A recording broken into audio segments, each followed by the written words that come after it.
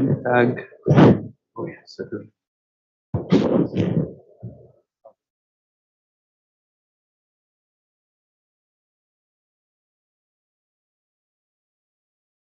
Wait.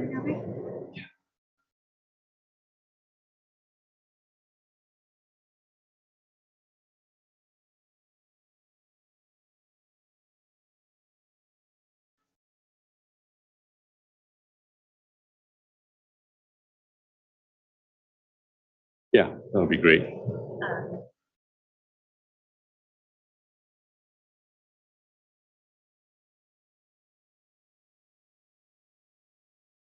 Issues on Um, and that I was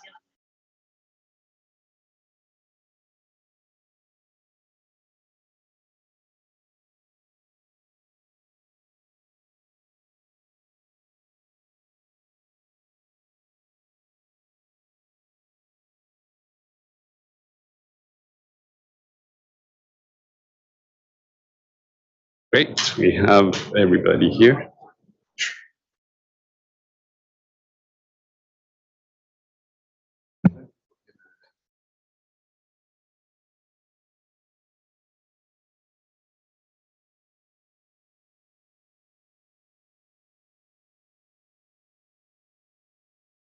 Good afternoon, everyone. I call this meeting of the California Strategic Growth Council to order. With that, Matt, can we do a roll call?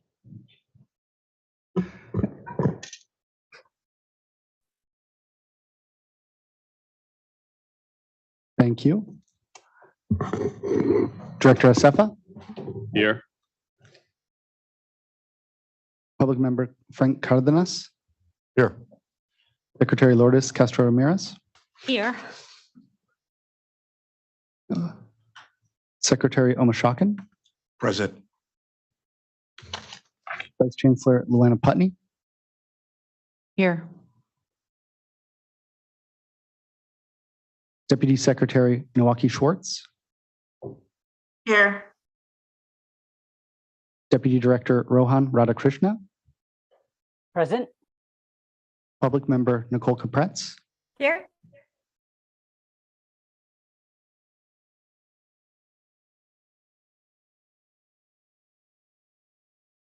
Deputy Secretary Moises Moreno Rivera on behalf of Secretary Yana Garcia. Present. Thank you. And Secretary Ross is not here yet, but we can note when she comes and attends. Thank you.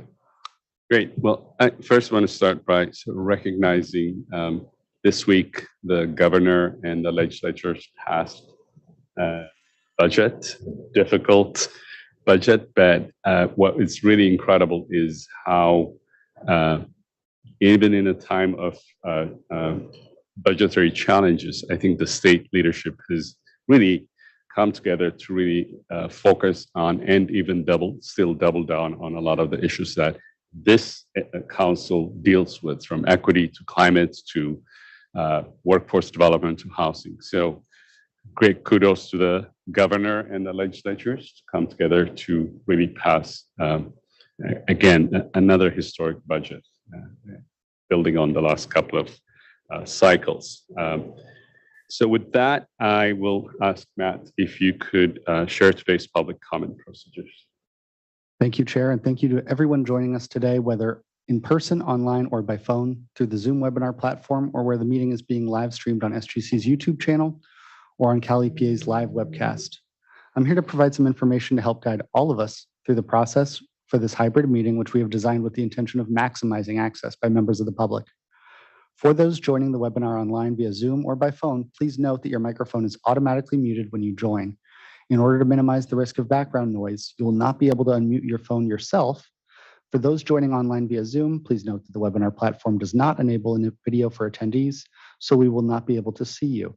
If you need technical assistance during the meeting or have a question about the meeting process, there are a few ways to contact us. If you're using the online Zoom webinar, the best way is using the Q&A function. Several members of the SGC team are monitoring the Zoom Q&A function to facilitate public access to the council meeting.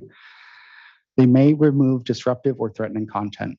If you have joined by phone and have access to email, please email sgc.info@sgc.ca.gov. If you do not have access to email, you may text or call 916-634-3359. If you plan to make in-person public comment, you must fill out a comment card provided at the table near the back of the room. Please fill out the card to indicate your name and the item on which you would like to comment. Please bring your comment card to the table at the front, to my left, with the sign collecting the public comment cards. When the chair opens the public comment period for your item, we'll read the names of those that have submitted a form for that item. Please line up by the podium when I call your name and in the order in which I called it. When it's your turn to speak, I'll call your name to the podium. If you plan to make remote public comment, you must be joining the meeting via Zoom, either through your desktop or phone. To make a public comment, visit sgc.ca.gov/meetings and complete the form linked there. You need to complete separate forms for each item on which you wish to speak. You may complete a form at any time during the meeting. When the chair opens the public comment period for your item, we'll read the names of everyone who has submitted a form for that item. When you hear your name in that list, please raise your hand. To do this online in the Zoom webinar, click Raise Hand under the Participants menu. To raise your hand by phone, please press *9. When it's your turn to speak, a member of our team will unmute your microphone. If you're online, you will see a window pop up alerting you that the host is unmuting you. You'll need to click the option to approve unmute. After that, you can begin your comment. If you're unable to complete the online form but would like to make a public comment, please email sgc.info@sgc.ca.gov. Each speaker will have a maximum of 2 minutes to make their remarks. Speakers requiring or using translation services are allotted 4 minutes to facilitate full participation. A timer will be screen shared. Please monitor that timer and wrap up your remarks accordingly. Whether you are online or on phone, you'll be notified when your time is up. After that, we will mute your microphone. You do not need to take any additional action once we mute your microphone. Thank you for your participation. I will hand it back to you, Chair. Thanks, Matt. And I want to recognize Secretary Karen Ross has joined us as well. Item 3 is the approval of minutes from the April 26, 2023 council meeting. Members need not be present at these meetings to vote on the minutes adoption, but may abstain. We'll have an opportunity for council discussion, then followed by public comments.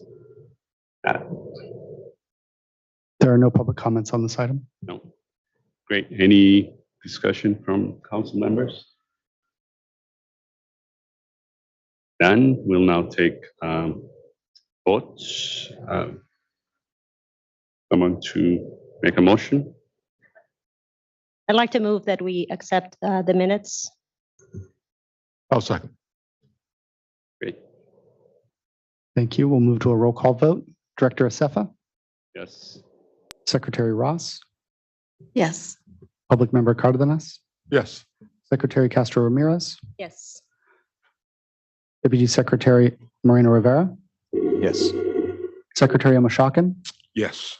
Vice Chancellor Putney, Yes. Deputy Secretary Schwartz, Yes. Deputy Director Rhoda Krishna, Yes. Public Member Capretz. Yes. The motion passes. Great. Now I'd like to introduce Executive Director Lynn Van Cooke-Liberts for item number 4, which is the Executive Director's report. Following her presentation, we'll have the opportunity for council discussion, followed by public comments. Lynn?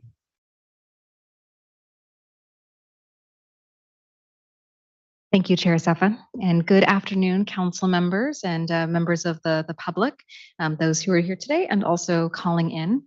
And so I would first like to start by just welcoming the Strategic Growth Council and Office of Planning and Research summer interns and student assistants. So we had a very competitive application this year. We have received over 200 applicants from institutions, undergraduate and graduate across all of the state. And we are very excited to welcome 17 of these incredible new colleagues for the summer. So just as a reminder, these are paid internship programs, which helps us meet our goals within our Racial Equity Action Plan of having a more equitable workplace. So welcome, Atia, Nicolay, Rachel, Sony, Chanel, Cyrus, Valeria, Isaac, Pranay, Hugh, JQ, Bea, Shailene, Brianna, Angel, Beck, and Rachel. We're so excited to have you all joining us for this summer.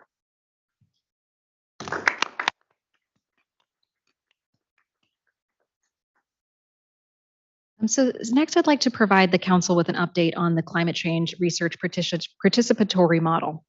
So as you will recall, the climate change research program is in the process of closing out 3 rounds of transformative climate action research grants. So in addition to the direct outcomes that this program has brought forward, this also led to the synthesis of the participatory research to policy model, which we have shared with this council previously. But as a reminder, and for those who maybe are being introduced to this model for the first time, this is a framework for the co-production of knowledge between career researchers and tribal, local, and regional experts focused on actionable climate resiliency outcomes for communities. Now, while these program funds are coming to an end, we are using the remaining amount of funds to establish 3 new funded partnerships that will help take this model to scale in California. So the first is a partnership with the UC Davis Center for Regional Change. And at this partnership, the UC Davis will be creating a SWOT analysis, strengths, weaknesses, opportunities, and threats, to analyze and asset map and identify existing California research and community partnership experts. And by identifying and studying these partnerships, we can further refine this model and better foster and fortify the long-term equitable collaborations between state academics and communities. Secondly, we have partnered with the University of California Office of the President to identify 10 distinguished California climate action seed matching grant projects that embody this model. Now, these projects were funded from the $180 million allocation to the UCs in the governor's budget last year. And in addition to the research grants that come from the governor's budget through the UC system, we will be then supplementing and adding $20,000 to each of the projects for partnership engagement with communities. So through this investment, we're striving to introduce a paradigm shift in partnership at the UC level to include the community perspectives within research, and by recognizing and supporting the integration of these community partnerships as a critical asset to climate research. And finally, we have also executed a $50,000 agreement with the CSU Water Advocacy Towards Education and Research to develop tools and metrics to help us evaluate the implementation of this model. Now, these tools will all be critical as we scale the PRP model for incorporating meaningful engagements into future state-sponsored research. So as these partnerships approach, we will bring back an update to council and keep you apprised of this progress. So next, I'd also like to share that the UCLA Luskin Center for Innovation has released its latest evaluation report on the Transformative Climate Communities project. So this report focuses on Fresno, Ontario, Stockton, Watts, and Pacoima. And as you can see from this infographic, there has been a lot that has been accomplished already under this program. So just since June 2022, project partners all across the state have built more than 237 affordable housing units, installed 129 solar voltaic systems for low-income households, and planted almost 3,000 trees. This report also demonstrates how these state investments are leading to millions of additional dollars that are being leveraged to advance key community initiatives like displacement avoidance and workforce development. So we invite you to view this report and see the full array of successes that are coming from the Transformative Climate Communities project. Next, I'd like to share that as part of our council member blog post series on racial equity, council member Cardina's blog has just gone live. So his blog post, Where We Go From Here, makes a very compelling statement on the need for to address climate action and racial equity together. So you can view this by going to the SGC Racial Equity Resource Hub and clicking on our blog post series. Thank you, council member, for putting this together. Also sharing with the council that the Strategic Growth Council has completed our fiscal year 2021 to 2022 annual report, which shares the programmatic highlights, case studies, the impact of our initiatives, and also what we have learned over this timeframe. This report has been posted to our website and also been shared directly with the legislature. And finally, I want to share another exciting initiative that we have just launched at Office of Planning and Research and Strategic Growth Council. And this is the procurement of a grants management system that will help support us with all of our grant administration. So we have procured submittable, and now we're in the process with all of our programs of onboarding them into this new grant management system. This will be game changing for our organization as it will help our organization, the applicants, and the grantees through the full grant management process. We are really excited to be putting this together because first and principally, this will make it easier for our applicants to access funds and participate in SGC and OPR programs. It will also make it much more efficient and streamlined for our teams to be able to manage these grants and be able to spend make sure that we're working towards continued grant performance. And finally, this will also help us effectively collect meaningful data that will help us support impact analytics, holistic reporting, identify funding gaps, as well as help us report more fluidly in the goals of the outcomes that we have listed in our strategic plan. Really excited to share that the regional climate collaboratives will be the first out of the gate to use this application. And as that they roll out their application early next month, applicants will be able to submit it through the electronic grants management system. And then we will follow very soon after with the Community Resiliency Center program. And with that, following Matt's reminder on public comment, I would like to turn it back over to Chair Acefa. Thank you.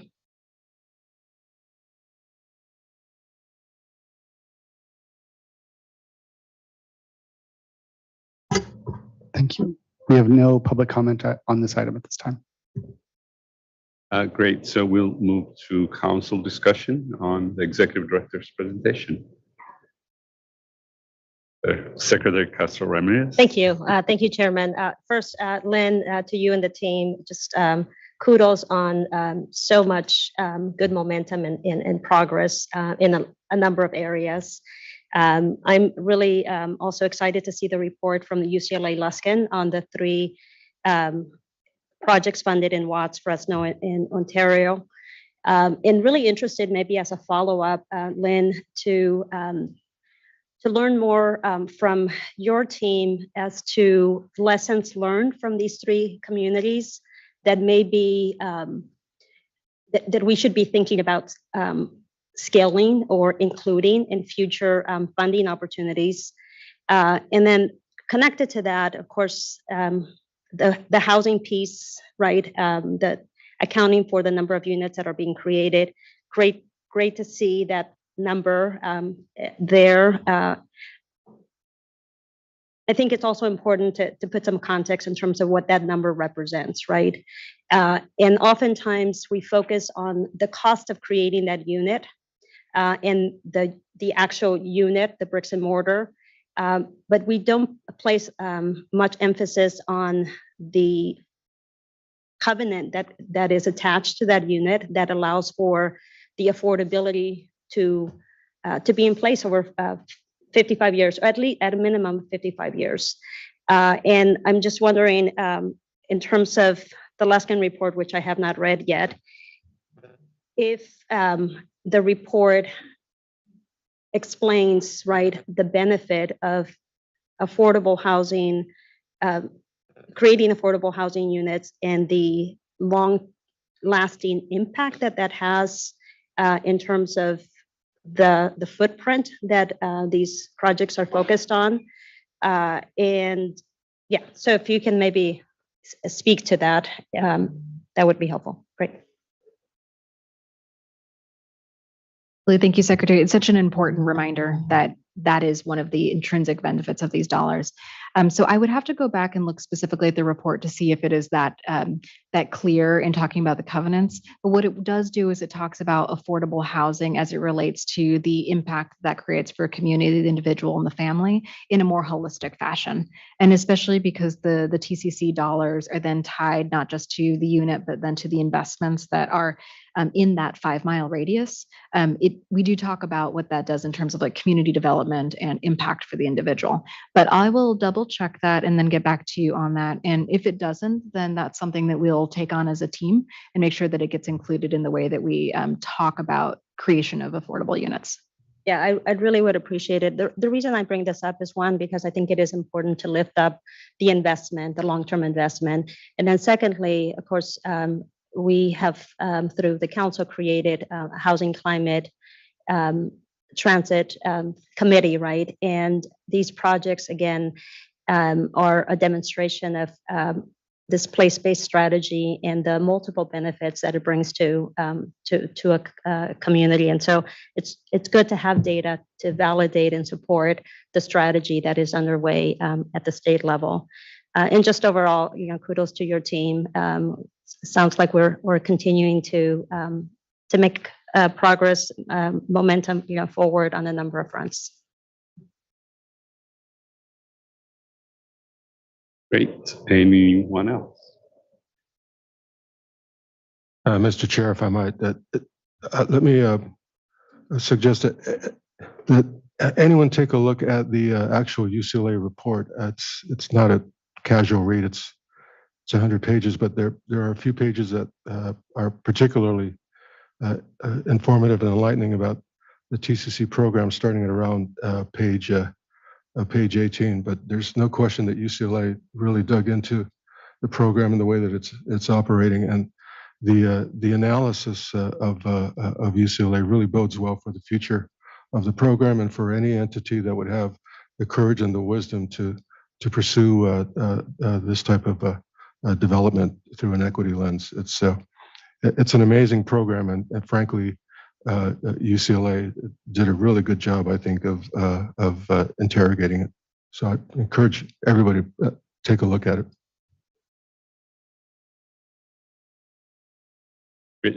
Just before I go to the discussion, recognize Secretary Yana Garcia has joined us.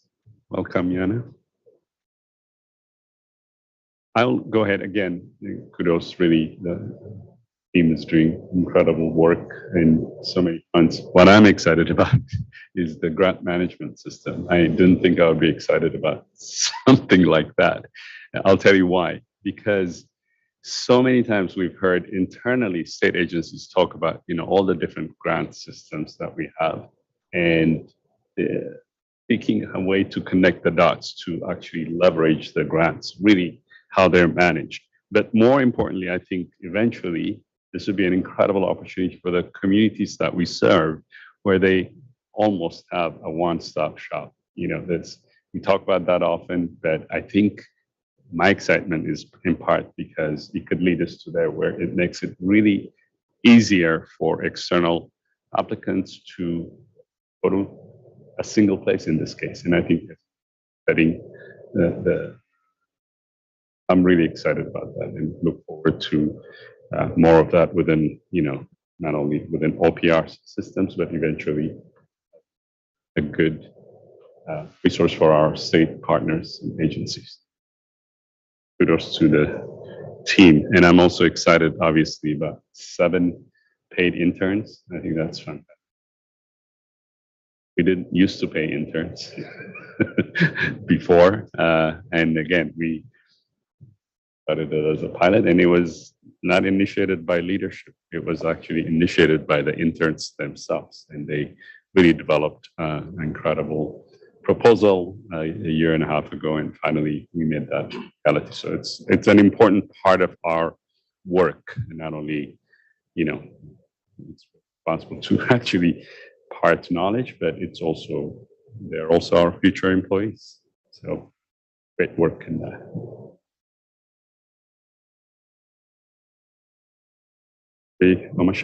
Yeah, Mr. Chair, thank you for the opportunity. I just want to echo what the chair said about creating a grants management system. In government, often we talk about identifying ways to be more efficient, and this definitely is going to be one. I mean, you manage several grants. I don't even know what the number is, and I know it's in the more than $3 billion range. So it's not only going to help, like the chair was saying, help communities with being able to go to a one-stop shop to be able to identify where they want to apply for opportunities with the state, but also just efficiencies on our end, staff being able to have information in a very concise place and be able to reach it as well. So kudos on the effort. Many state agencies try it, like the chair alluded to, and I could tell you some horror stories, but I'll save us that. But kudos again. Thank you. Excuse me, in that vein, I'll be anxious to hear your first round of applicants. I'm not saying that we failed at anything, but we're constantly looking for us how do we make this easier and streamlined for the applicants, especially for the target audiences that we're trying to reach? And it can get very frustrating to think you've got the one. So we're very anxious to learn from others. Councilmember Capretz. Thank you. I am also very excited to read the UCLA report and our council member colleagues blog.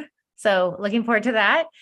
And I also want to echo the idea of lessons learned from TCC, because I've heard from the folks in San Diego that are applying.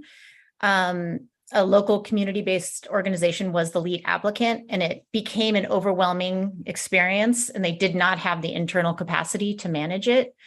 And obviously, I know in the future that, I think that'd be recognized at the front end, but it became kind of a scramble for them to figure out, so who could they partner with to sort of be the overall administrator? And so now they're using the San Diego Foundation. But just in general, they've given me the feedback that it has required them to raise hundreds of thousands of dollars to build internal capacity, even without being the main administrator, just to get all the players together and, figure out all the pieces of the puzzle. And so they're very excited about it, and it's turning into this magnificent application. But at the same time, I just want to echo this idea that we should obviously also, and I don't know if the UCLA report already does this, so I apologize if it does, but obviously we should try to learn and continue to refine our best practices. So just wanted to highlight that point, but I know it's all worked out in the end and everyone's very excited about where they're at, but it was a very pretty rocky journey.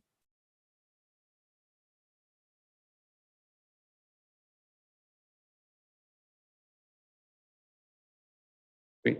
Matt, do we have public comments? We have no public comment on the executive director's report. Great. So now we will move to item number 5, which is an action item to approve the Regional Climate Collaborative's Round 2 guidelines. I would like to invite Lynn again, and Kiran Kumar and Sarah Risher to present the item. Then we'll have council discussion followed by public comments. Lynn?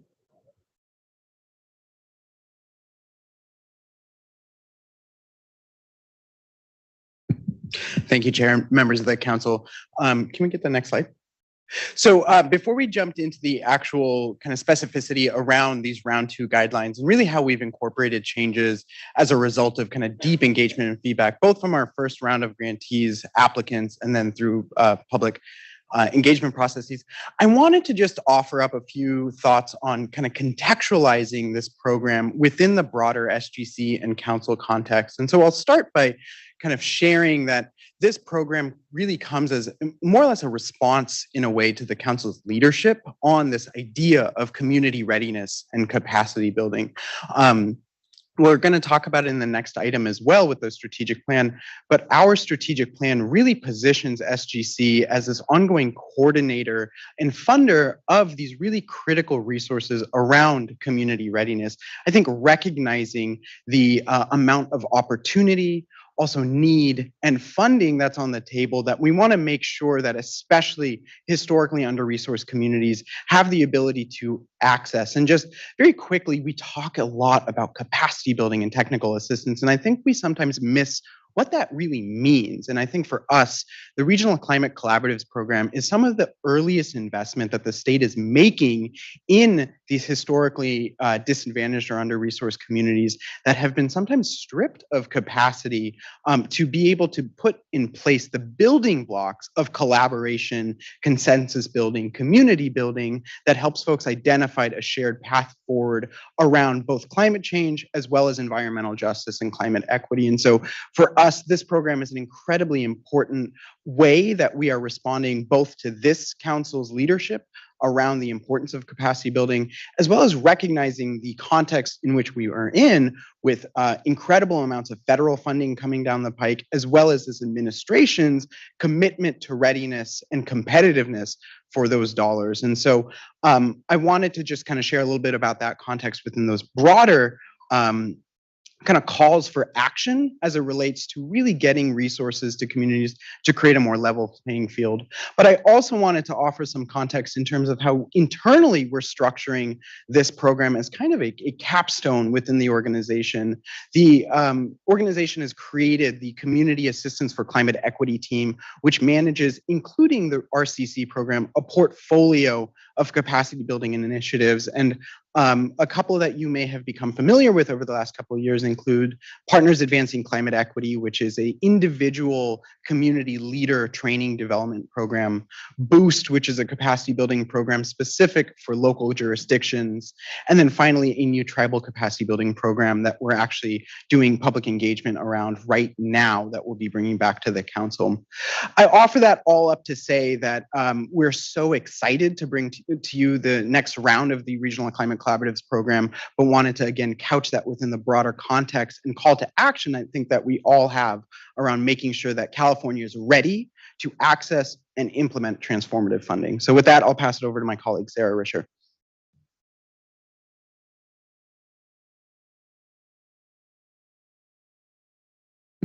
Thank you, Kieran. That was really well said. Thank you for setting that stage for us. Hi, everyone. My name is Sarah Risher. I'm a program analyst on the CASE team. I am thrilled to present to you today about our Regional Climate Collaboratives Round 2 guidelines. So first, I will provide a program overview, and then I'll go over the specific changes that we made for this next round. So RCC funding enables communities to establish the partnerships, align projects and plans with the funding opportunities, achieve plan and policy readiness, and create a technical assistant network to pursue and implement investment. RCC activities seek to strengthen local coordination, leadership, knowledge, skills, and expertise to advance climate mitigation, adaptation, and resiliency projects, while also advancing community decision-making and equity-centered processes. So with this next slide, we'll talk a little bit more about how do collaboratives actually build capacity. So RCC helps communities build lasting structures that can facilitate the cross-sectoral partnerships and projects needed to meaningfully and equitably address climate change.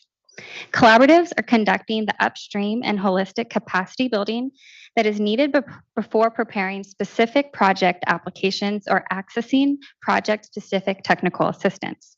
Collaboratives foster local and regional policy environments that are informing a steady stream of projects, direct funding and resources to specific community needs, and they support competitiveness for funding. So collaboratives can be thought of as conveners, relationship builders, dot connectors, and resource hubs that align and advance place-based and regional efforts. This work is what is leading to greater community success in accessing and implementing state and federal funding, to Kieran's points earlier. The next slide. As you all likely remember, in December of 2022, this council awarded 6 incredible Round 1 collaboratives from a pool of 45 competitive applications. Each of our grantees have a profile on our website for those interested in learning more about the great work that they started this spring. So now we can dive into our update for Round 2. We have 4 key changes to share with you today. And these changes were informed by Round 1 applicant feedback that was offered through a survey and multiple debrief conversations, our lessons learned from Round 1 review process, and public comment provided during our Round 2 draft guidelines engagement, which included audience-specific workshops for rural and tribal communities. We can advance the slide. One more. So all of these changes are focused on increasing program accessibility and expanding program accessibility and expanding flexibility so applicants can continue to tailor RCC to their needs. So the first change is that we're moving away from one large funding track and creating 2 funding tracks. So we'll have small grants that range from $500,000 to just shy of $1 million, and large grants that range from $1 million to $1.75 million.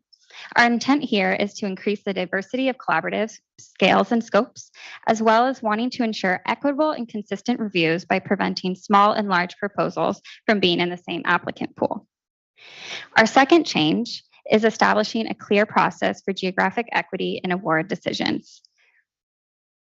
So the first two The top 2 scoring applications from each funding track will be recommended for award. And then to ensure geographic equity, the remaining available funds will be awarded to the next highest scoring applications located in counties that have not yet received an RCC award in either funding round, regardless of award size. Also new to round 2 on our next slide is our activity waiver.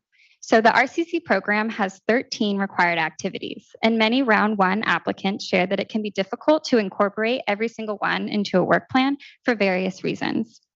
Examples of these reasons include that maybe the activity requires highly specialized expertise and the collaborative does not yet have trusted partners with those skills, or the collaborative is not yet ready to meaningfully implement the activity during the grant term and requires capacity building through the RCC program to be able to conduct that required activity into the future. Or maybe existing efforts in the region are already addressing that required activity, and conducting it through RCC would be duplicative rather than additive. Applicants can prepare a justification using our guidance and the guidelines, explaining why one required activity is unnecessary or otherwise inappropriate for the collaborative's project. And they'll explain how the proposed scope would still advance RCC program objectives without it. With that said, awardees will still have opportunities to add their waived activity back into the work plan during the grant term. They might find new partners during their project who have the right expertise, or their circumstances might otherwise change. Our program also provides implementation technical assistance to all of our grantees, which can help them build the knowledge to conduct an admitted activity. So on our next slide, we'll go over our project area. RCC maintains both a regional and place-based component to our project area eligibility, with modifications to each definition. In round 2, we are no longer asking the applicants to find the region at the county scale like we did in round 1. Instead, applicants can determine their own region based on shared natural, political, and built environment systems, climate risks, or other shared challenges and dynamics. In addition to defining a region, applicants must identify communities of focus. These are communities of focus must contain certain census tracts or tribal areas that meet Senate Bill 1072's definition of under-resourced. And that definition encompasses a few different designations. So to be under-resourced per our program, your disadvantaged community according to Cal EnviroScreen, designated as low income per AB 1550, or a low income or disadvantaged according to the Department of Water Resources definition. In round 1, 51% of the communities of focus needed to meet this definition to be under-resourced.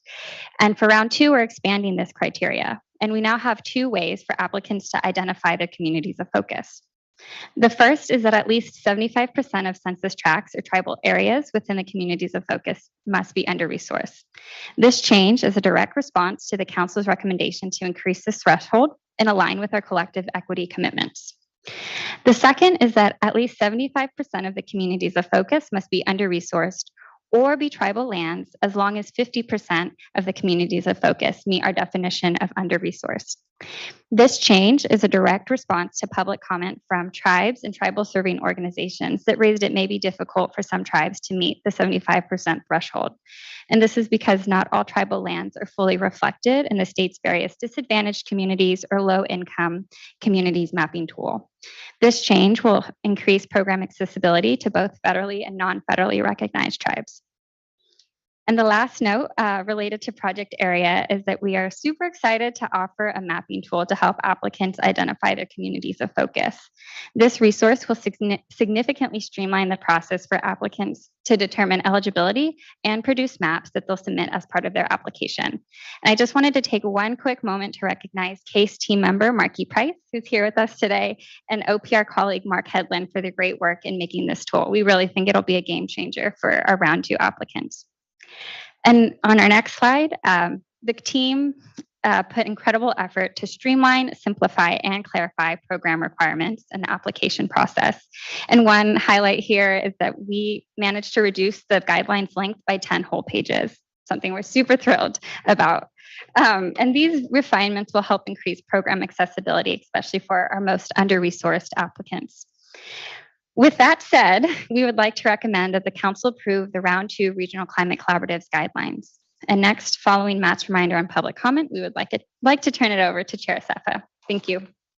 If members of the public would like to comment on this item, please submit a public comment card at the front table. If you'd like to make virtual public comment, please visit sgc.ca.gov/meetings and complete the public comment form. I will now pass it back to Chair Sefa. Great, thanks for that presentation. I will open it up to council discussion. Oh, sorry.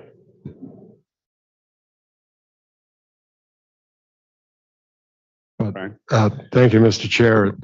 Kieran, Sarah, that was just a superb presentation of an outstanding development in the history of this program.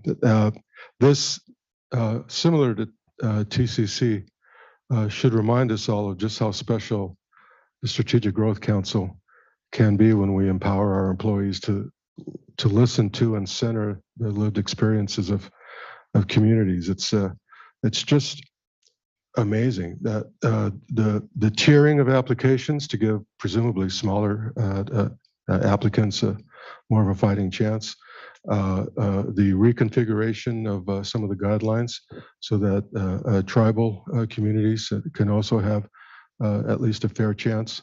The vision involved in not typecasting communities to very old and perhaps in some cases arbitrary county boundaries, and letting communities define their own communities as they know them to be is it's beautiful. If there can be beauty in government, this may approximate it. So I'm really excited about this. This really shows how sensitive and earnest our staff is, and it's really a tremendous testament to what our staff is committed to. So congratulations, guys. Secretary Garcia. Thank you. Also really want to commend the team for pulling this together and really appreciate the attention to some of the feedback we got from the last round. I think, we all see this as a really important entry point for so many key groups that we can be working with that we really rely on in a lot of our work as well to move the needle on our climate progress and really improve outcomes for so many communities. So really kudos to you all for the work that went into it. I'm a sucker for cool maps too. So I also really appreciate that interface. And then one piece that I just wanted to know a little bit more about is, we've done a lot of work to consolidate and respond to some of the input we've gotten to build a one-stop shop for climate investments, to make things a lot easier for under-resourced communities to find what they're eligible for. And so wondering if there's a vision at all from your guys' standpoint to put some of this material, in particular, maybe some of the mapping resources up on our consolidated databases for folks to be able to go to one place to be able to see what they might be eligible for? So in short, yes, absolutely. In close coordination with the folks coordinating and leading the climate change investment branch as well, making sure that while it's not funded through the GGRF fund, we are still able to use this opportunity as an entry point to a lot of these programs and share information. In terms of the mapping tool, yes, absolutely, we would love to explore how that can be an additional tool. The tool that we had created was more or less a bespoke tool for this program because of the very generalized approach to helping folks kind of define both their regional boundaries as well as the communities of focus. But I could imagine that there's replicability for other programs as we see other agencies and departments stand up these more flexible approaches to capacity building and planning grants. So would absolutely love and welcome that opportunity to coordinate with your staff across agencies around making these resources more available. Of course, we are coordinating with the state library system also to incorporate this program into the grants portal, thank you, as well as other opportunities. Again, we really see this as a more or less a trampoline to a lot of the other funding programs that agencies in California are making available. Great, thank you. Helpful. Secretary Castro-Ramirez. Yes, thank you. I love, council member, when you said beauty in government.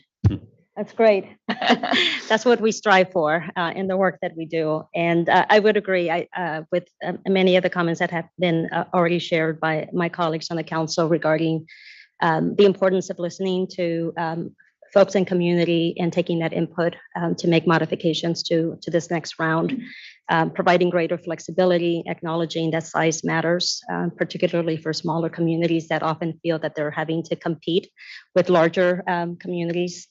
And also the waiver on the activity waiver that will be a part of this next round. And on that point, it would be helpful maybe at the end of the pre-proposal phase to have a report back from staff regarding the types of waivers that are being requested, just so we have a sense for whether there seems to be like one activity that is more of a barrier to communities than others. So that would be my only request. Great. Again, I'll add to the kudos. I think for me, some of the comments around the importance of technical assistance. It's never been more important, I think, in the time that we're in today. Part of it because what Kieran mentioned, which is we're in a time of once in a lifetime opportunity for significant amount of investments in infrastructure that is coming from the federal government, from the state government over the next 5, 7, 10 years. And almost throughout, decades of significant amount of federal money coming in, one of the groups that almost always are left behind are the people who actually need the investments in infrastructure. And this action around getting them ready, so their readiness is really critical, and we don't have that much time for them to be competitive to these unprecedented resources that are coming and are, within the federal government and the state. So I think for that reason, it's really important. And then to Lourdes's point around, response to hearing from communities who are directly impacted by it. We talk often about institutional racism and equity.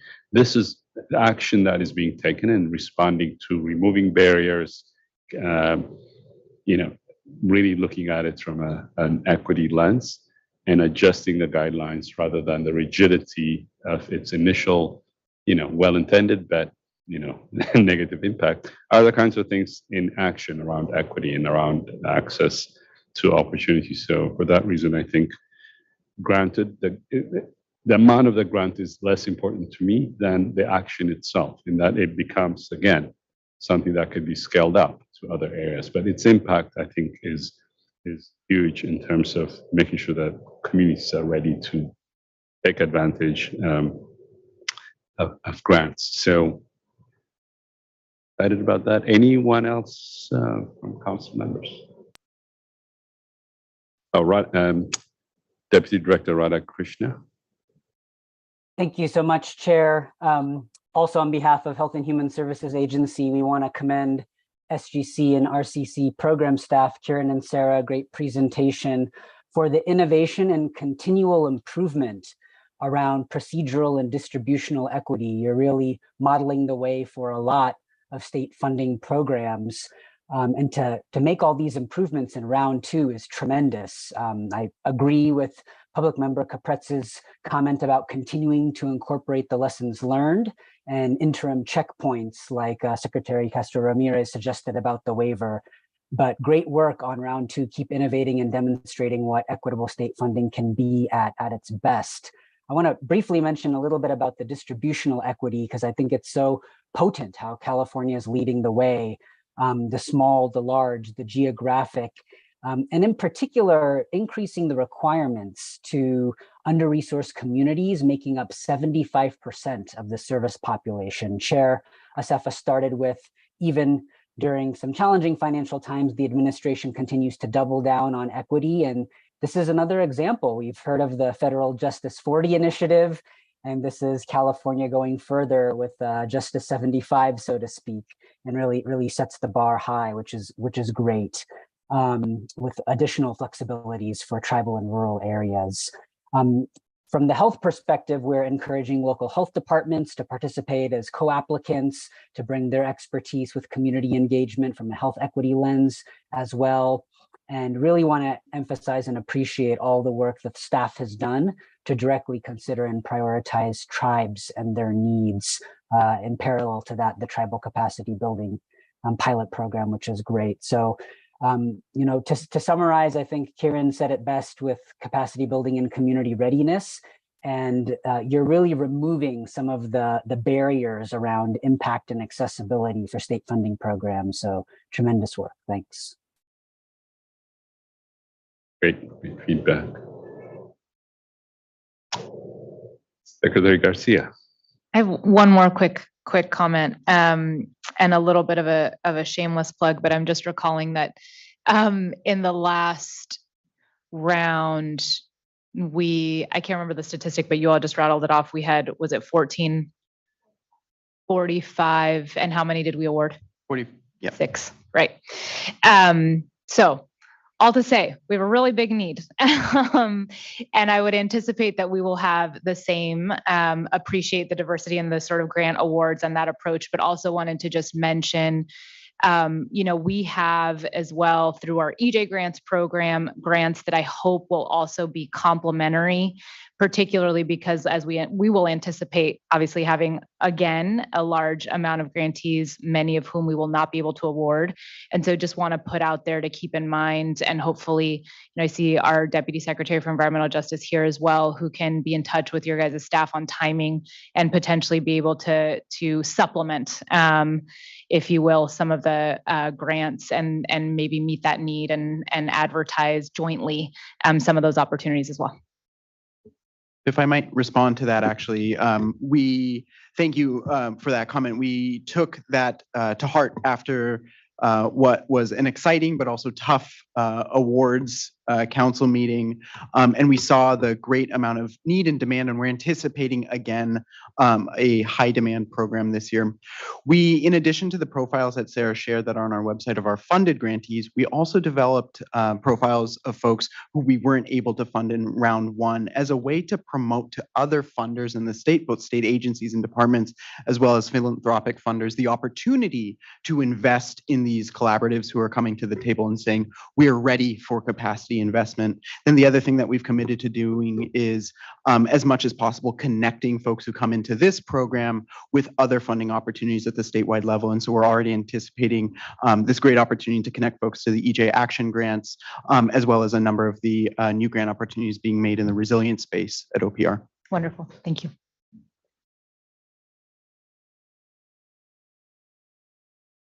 That we'll go to public comments. Thank you. I will begin the public comment with in-person public comment. We have 2 people signed up to comment on this item. I will begin by reading the names of everyone signed up to comment on this item. When you hear your name, please come to the podium and line up in the order in which your name was called. I will then call your name before you are invited to speak. We have comment cards from the following individuals: Peter Bratt and Laura O'Connor. If you could come to the podium, please.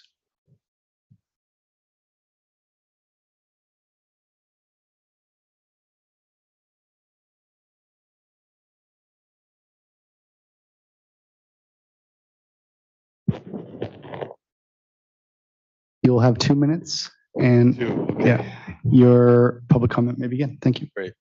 Peter Bratt, I'm Quechua Aymara. I'm here representing the Friendship House Association of American Indians, located in San Francisco. We're an 80-bed inpatient drug and alcohol treatment center. We'll be 60 years old next year. We serve natives from throughout the state, the Bay Area, and the country. And we're building the first American urban village in the United States. It's a holistic vision of environmental justice.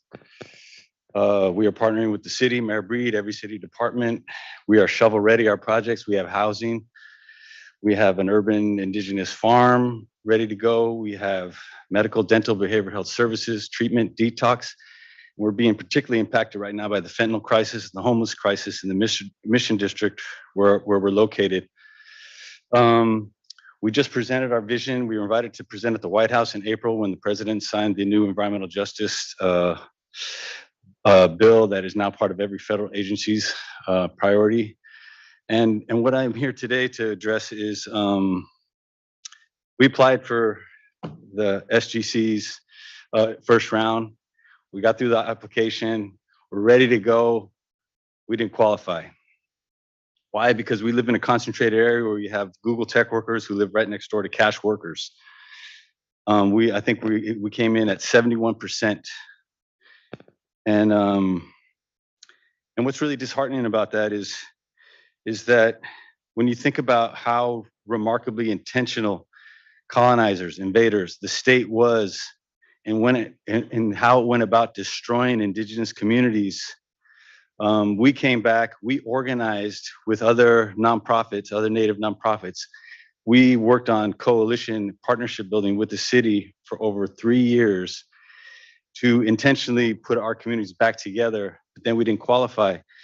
And so really disheartening. And so when we do go back to look at how lessons learned or geographic equity, and project area changes, I really think we need to give more intentionality and attention to specific cases, like San Francisco.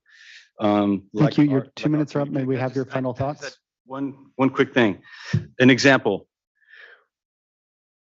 The city is returning 5 acres to the Ohlone. Friendship House is going to program it. Our youth, our elders are going to use it. It's on the west side of San Francisco in the healthier, greener part of the city. But according to the stipulations of the SGC, we have to build in redlined, impoverished areas. And so that limits us. We have to build our housing there. We have to build our farms there. And what San Francisco is implementing through an equity lens is they're starting to build affordable housing on the west side, where the schools are better, where it's greener, where the air is cleaner, to increase accessibility to those parts. And so I really, really, really beg the council to consider opening up those borders so that we can expand and because we have the right to live everywhere in the city. Thank you. So I just want to share that much. Thank you very much. More time. Thank you. Our next speaker is Laura O'Connor. Thank you, Chair, and amazing staff and all of you who work on these truly, as was mentioned, transformative across every avenue possible. I've been so honored to, since I learned about this work, to try to learn as much as I can about ways to invite and include folks I know, as has been said, the folks that need the support and are representing the most. And I actually think my question, we were on the great staff that's been, the teams that have been hired to do technical assistance on these grants have been on many calls with them for a couple of communities. I work with as an advisor and support to several communities that have been applying over the last several rounds across different initiatives, and the tech teams are incredible. And on the last call we were on, specifically, it was mentioned as follow-up to the conference, the Catalyst conference, which was amazing, that you all were going to be seeking more tribal and native, not just recognized tribes, but native tribal communities across all of this. And it was mentioned that an entity or a body had been formed to do that. And I don't know if that was when Sarah showed the slide about one of the webinars. I know that some of our community members were on those webinars, but it's a question. Where is the insight coming to change these? Is it from the webinars or from a specific council of folks? And would love to have input on how some of these other people that are actually applying for these and doing this grassroots research and coming back, with a comment such as just made by Mr. Bratt, how could they plug into that? That's a question. And then just as a reminder, there is more public comment at the end to continue that conversation that was just mentioned, because there's all kinds of incredible data and research, which is a blessing. It's like, I'm sure you're all seeing, it's a side effect of these processes. It's all the intelligence that's being gathered and created by the tech teams, the technical assistance teams. Thank you.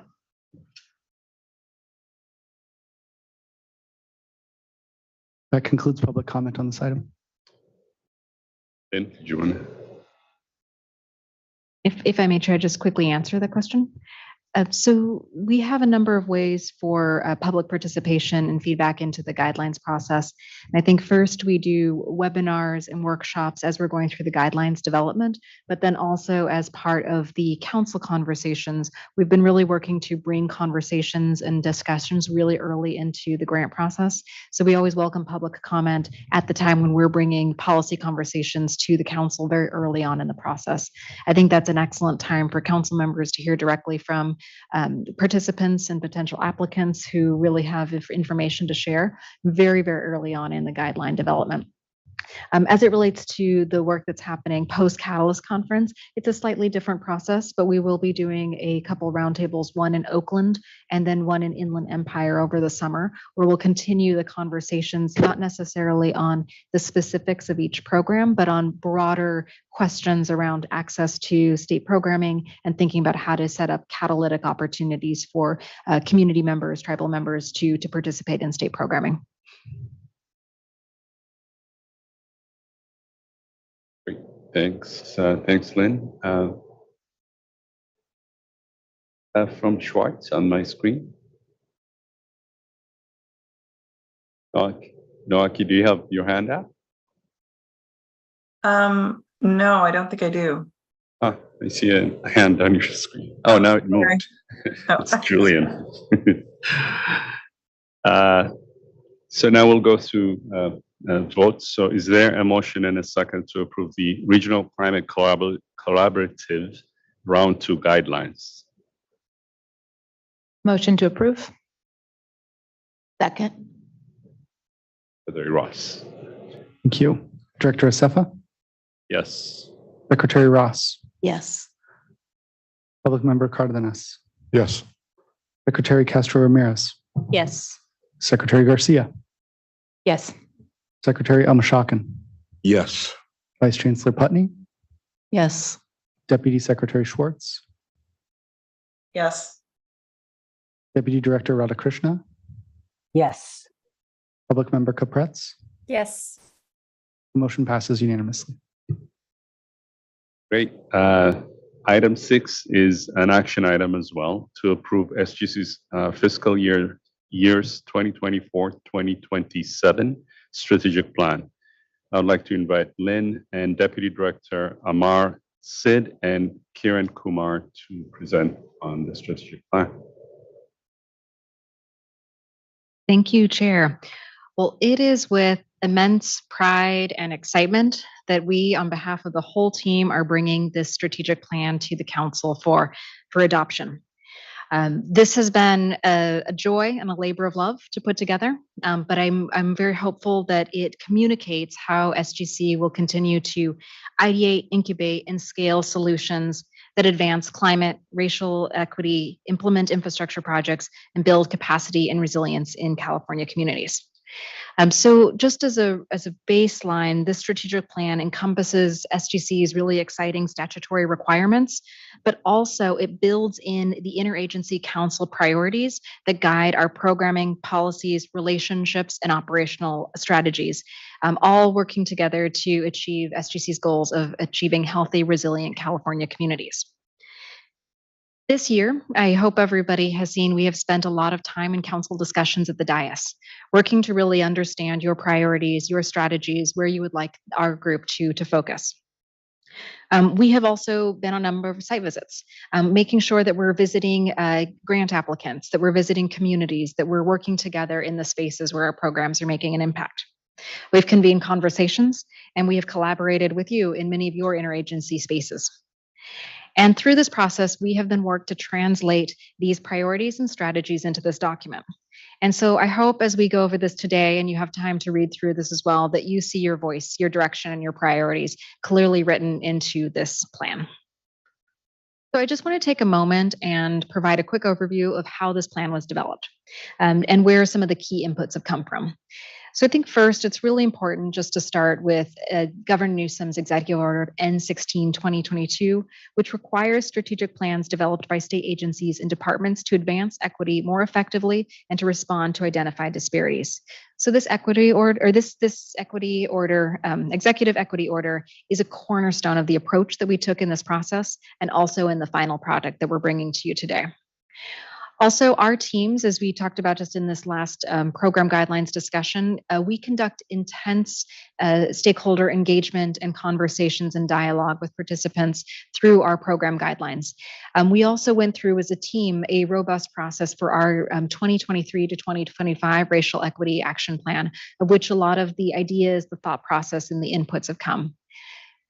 Also, I think a new element that we added this year was the 2023 SGC Catalyst Conference, where we brought in almost 300 leaders from around the state, community groups, philanthropy, academics, state departments and agencies, private entities, state, local, federal government partners to really work through the opportunities, the challenges, and the obstacles that we face when we're thinking through how to achieve equitable, resilient outcomes. And we then took the summarization from those conversations, wrote a summary paper, and then used that to also influence what we put into the strategic plan. We formed an administrative committee, and I just want to express gratitude to Councilmember Frank Cardenas, Councilmember Castro Lamares, and also Undersecretary Grant, and also Chair Asefa for your work on that administrative committee. We appreciate the time that you spent with us, guiding us through this process, and making sure that as we iterated through this, we were hearing your voice and your direction throughout this entire process. We also, and I love this picture up here on the slide, our team met. We spent 2 days on a staff retreat where almost the entire team got together for 2 days, and we collaborated on this work. We talked through the challenges, the opportunities, the team shared apprehensions, the team shared ideas, and then we used that input to really hone the work within this plan.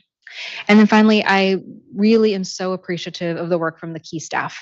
For all of the council members from the agencies, each have an appointed key staff member who multiple times in the key staff structure provided productive discussions, reviews, guidance, and support to help us continue to improve and iterate on this plan. And I think really to make sure that we were taking a whole of state approach in what we were putting forward together. So just a quick summary of what this plan includes. So we have 5 goals, and these goals really span across community development, climate equity, and systems change. And they build on existing work through the council while also creating new strategies to address priorities and existing gaps. So the strategies really aim to address disparities that are caused by climate change at the human level, focusing not only on greenhouse gas emissions, but also where and how people live, work, and access resources. And when we look across the strategic plan overview, we really see this as a roadmap for our partners, our entities, and ourselves to collaborate together to advance cross-sectoral initiatives and address the various burdens priority communities face across the state. We believe that this also offers the public and non-state partners a clear overview of our work and how they can plug in, get involved, and work with us. So just as you're looking through this document, a little guide to help you see what you're seeing. So the way that this is structured is that we have the 5 goals, and then each goal has 3 to 5 objectives. So if you could advance the slide, Julie. It has 3 to 5 objectives that are then supported by a question of why are we prioritizing this objective? What are the key performance indicators that we're going to hold ourselves accountable to? And really importantly, what does success look like over the next 3 years? Then each of these objectives is then supported by 3 to 5 strategies, which we outline who the state partners as well as the SGC leads are who will be working together. Now, a little bit behind this, we'll then be doing annual action plans where it will be our team working to really put together the tactical actions that we will take to then get to these strategies. And those actions will then be accounted for and rolled up in the annual report that we bring back to the council and also share with the legislature each year. So with that brief introduction, I'd like to hand it over to the deputy directors, Amar Sid first and Kiran Kumar second, who will then do an overview of the contents of the plan. Thank you. Hi, good afternoon. Thank you, Lynn, for handing that over. Thank you, council members, for allowing us to present the strategic plan. It's really exciting to be part of SGC's ability to really structure and daylight all of the great work that we've done.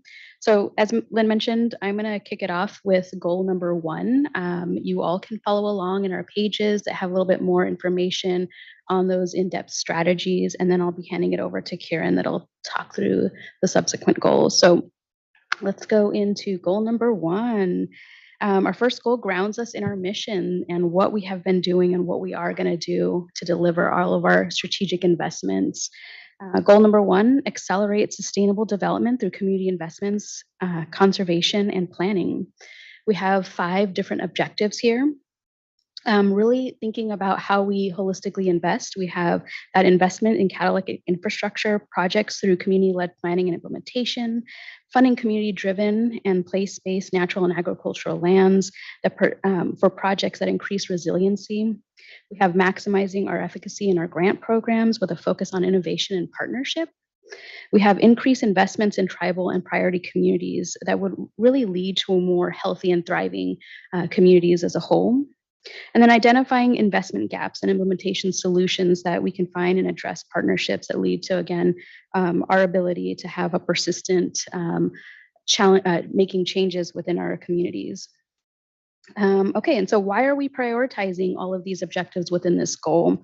I think for me, this is really awesome to see all of our programs come together in a strategic effort, and we want to make sure that we're able to promote sustainable economic development through our infrastructure investments, through community development and planning. We have an ability to find and create outputs for comprehensive solutions through these investments. This approach aims to address intersectional issues. It also provides us an ability to reduce the risks associated with natural disasters, protect the environment. It also provides us an ability to enhance the quality of life of all of our community members within California. And this creates an ability for us to completely dive deep into that equitable engagement that many of our programs have been founded on, and so that we can expand that engagement so that we can continue to incorporate those best practices for community benefits. This also creates an ability to help us minimize burden, maximize those benefits, and maintain California's position as a leader in sustainable development and innovation. The success of this goal and these objectives, and as you go through those strategies, is really about looking towards the future and looking towards a placemaking opportunity for those investments to continue those long-term opportunities that create and ensure sustainable growth, fostering high quality of life for all community members, and again, that economic prosperity that many of us have been searching for. This includes a significant increase in the construction of affordable housing. It also looks at a community-centered, low and zero emission opportunities, different types of mobility options that are centering community needs. It looks at other infrastructure developments that protect agricultural lands, enhance our ability to work with community and the community resiliency, boost local economies within California's urban, suburban, tribal, and rural communities. And with that, it also provides us an ability to equip community members for that long-term resiliency and to withstand and recover natural disasters by the climate emergencies that we have been seeing in the last couple of years, health impacts, and social challenges. Our success within this goal also looks like furthering our is further characterized by our increased operating funding and project eligibility within SGC. So really going back into those iterative processes that community can continue to share with us so that we can advance those project outcomes. It also looks at streamlining our funding processes. We mentioned grants management, so that's a great opportunity to do that. So that we can also have collaborative efforts to translate that data into really seismic information so that we can portray these equitable benefits in a way that really has lasting impact in our spaces. It also provides us an ongoing opportunity to fund projects to facilitate the return of ancestral lands to our tribal communities and supports tribal land stewardship. Ultimately, the way we are seeing this goal play out is its success in making and marking equitable and sustainable economic growth, improving the quality, again, for all communities within California. It's also the implementation of comprehensive community projects and effective coordination within our state and federal agencies, our partnerships with community, private, and philanthropic organizations to secure diverse funding for long-term streams for California communities. I'll pass it over to Kieran that'll go through the next couple of goals. Thank you, Amar. I have the distinct pleasure of going through the next 4 goals. So I will I'll speed my little way through this. Goal 2. So if goal 1 is what can be described as SGC's bread and butter, deep community-led investment in infrastructure, in natural working lands, and ultimately strategic growth at the intersection of everything that our council represents. We also recognize it takes a lot of upstream investment in the capacity of communities to be able to access and implement those kinds of projects. And so we wanted to be very specific and intentional about calling out a set of goals and specific actions and objectives related to that work. And so goal 2 is, simply put, build capacity for climate action. And we've got 4 specific objectives under this. I also want to just take a step back, encourage the council to be following along in the handout that you have. We're going to keep it at the goal and objective level, and we're not going to go into the individual strategies, but it is important to note how we develop and plan to continue to developing actionable strategies and measurable outcomes as a result of these objectives. So under goal 2, we have 4 distinct objectives. 1, expanding access to state funding through technical assistance and capacity building. This is underscoring work like the Regional Climate Collaboratives Program as this capstone program, as well as a recognition of all of the other ways every single one of SGC's programs incorporates an element of capacity building or technical assistance to ensure accessibility within our programs. Objective number 2 is establishing innovative pilots and increasing the impact of our capacity building work. We have a couple of pilots underway with the BOOST program, the Partners Advancing Climate Equity program, and a new tribal capacity building program. But it's also, over these next 3 years, keeping open the opportunity to build new and additional innovative pilots that respond to unique and forthcoming issues that communities are facing around capacity.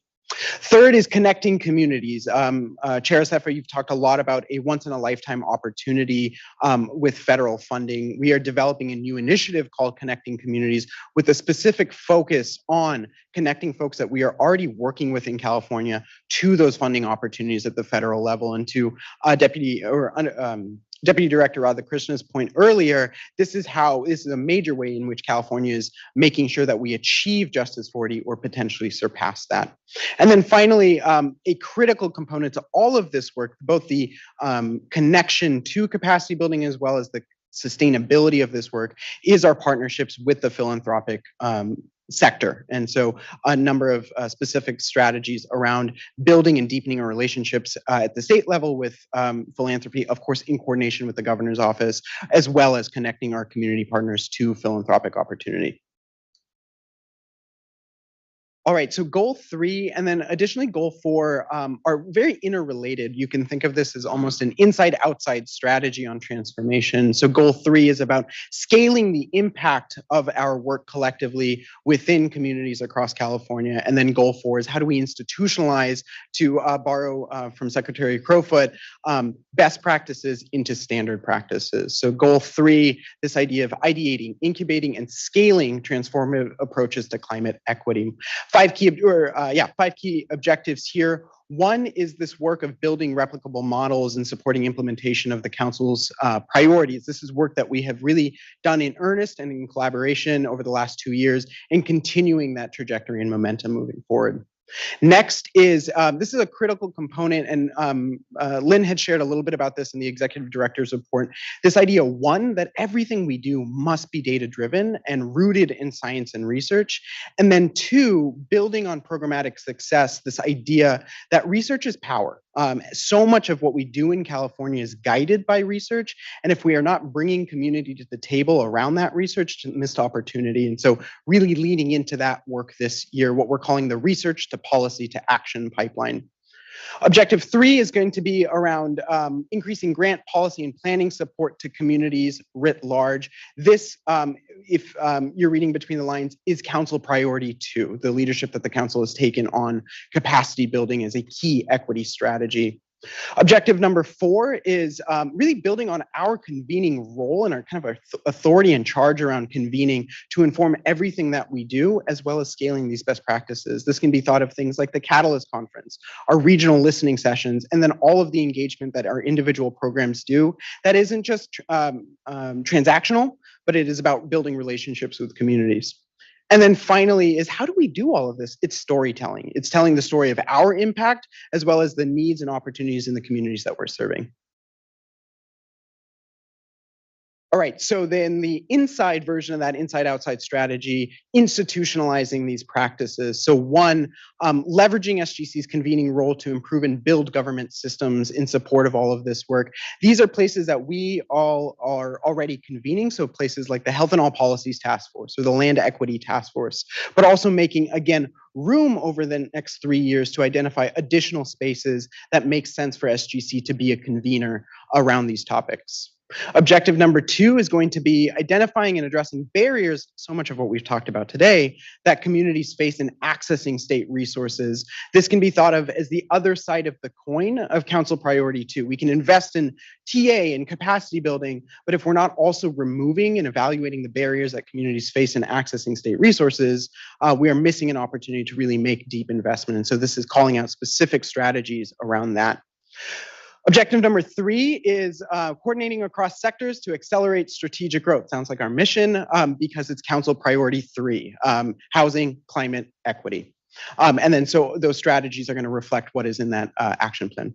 And then finally, advancing and institutionalizing community participation within climate funded research. This is a lot of the work that SGC is doing in support of the 5th climate change assessment to, again, bring community in a really meaningful way as co-principal investigators of research that's going to inform so much of what the state does long term. Right. And then goal 5, and I'm really excited about this one. What I want to do before I jump into goal 5 is pause and make very clear that while we have a goal specific to equity as goal 5, the entire document, in my opinion, is an equity document.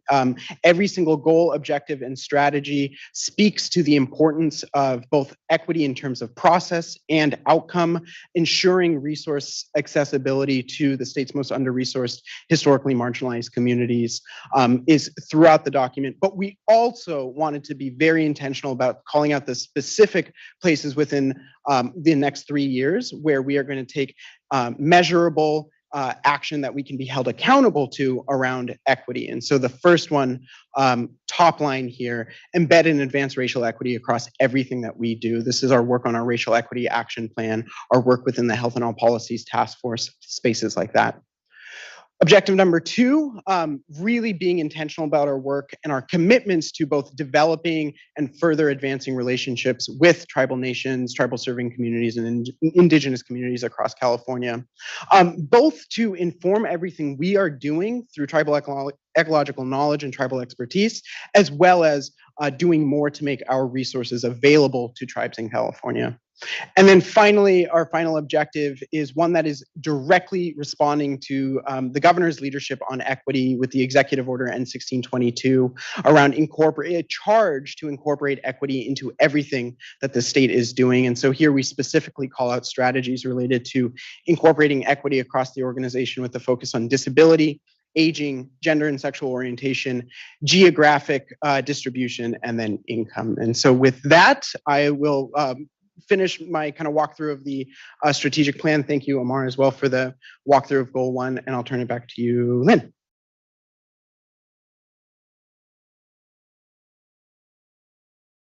Thank you both so much. And before we go into some of the discussion questions that we have teed up, I just want to again express gratitude to this council and key staff and the SGC team for all that you all have done to make this possible.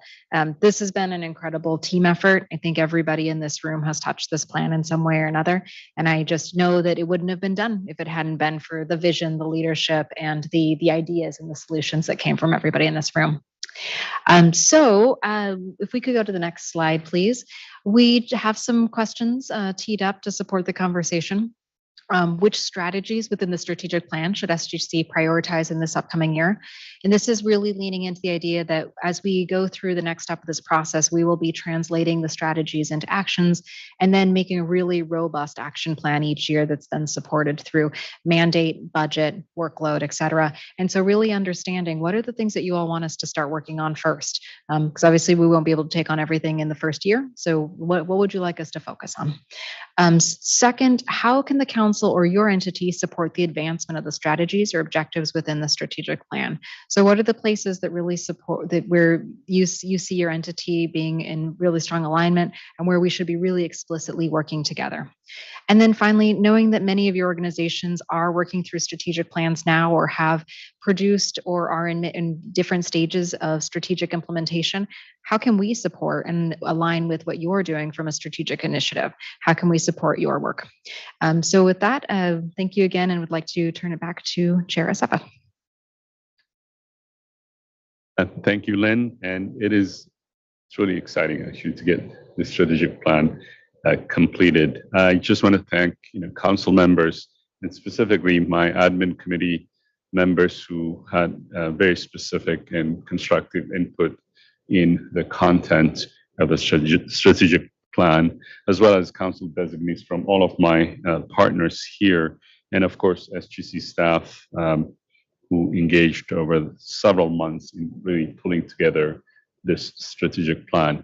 I am incredibly appreciative of how simple and clear the plan is in understanding. I'm even more appreciative of how it clearly captures current activities and initiatives that council and staff are engaged in, but it also really lays out clearly the future possibilities that push the boundary in all of the key issues that we always discuss, from equity, access to opportunity, capacity building, and all that. It really lays out those possibilities.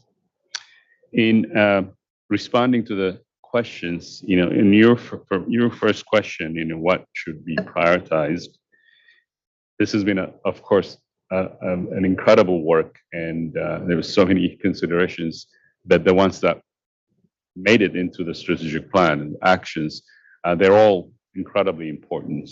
But my, read is that my personal recommendation is prioritizing those actions that prepare communities to have access to resources for reasons that we discussed earlier, so that they can access these resources sooner and fill in the equity gap that exists.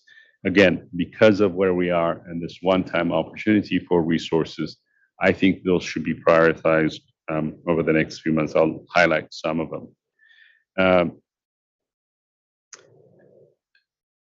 Grants are important, obviously, and those could also help, communities be prepared and need the resources to get and access more opportunities. But the ones that really focus on the readiness to apply, to compete with the rest of the country in many ways are important. So I'll just call out a few of them. In goal number 1, develop more holistic reporting to expand the definition of success for infrastructure projects in priority communities. Goal number 2, to maximize funding within all SGC grant programs to increase formal technical assistance support provided to priority communities. Goal number 3, coordinate with state agency partners and stakeholders to develop a landscape analysis of readiness gaps. Goal number 4, identify support or lead efforts to identify and remove obstacles to accessing public resources and state decision-making processes.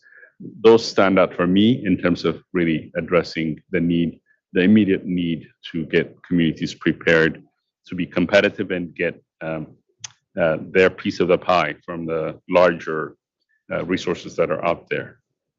Regarding following the two, the second and third question, from OPR's perspective, since SGC is housed at OPR, along with other complementary programs and initiatives, I've asked staff at OPR and the leadership as well in the various programs to help coordinate and leverage each other's policies, resources, and expertise to cross-coordinate a lot of the grant programs, the policy programs, and also support the implementation of the SGC actions. Just for some examples, initiatives at OPR, such as Integrated Climate Resiliency Program, the Community Economic Resiliency Fund. Those are two programs that could partner and are partnering with SGC to ensure that we are using the same approach to address the interrelated needs that communities have, and especially frontline communities.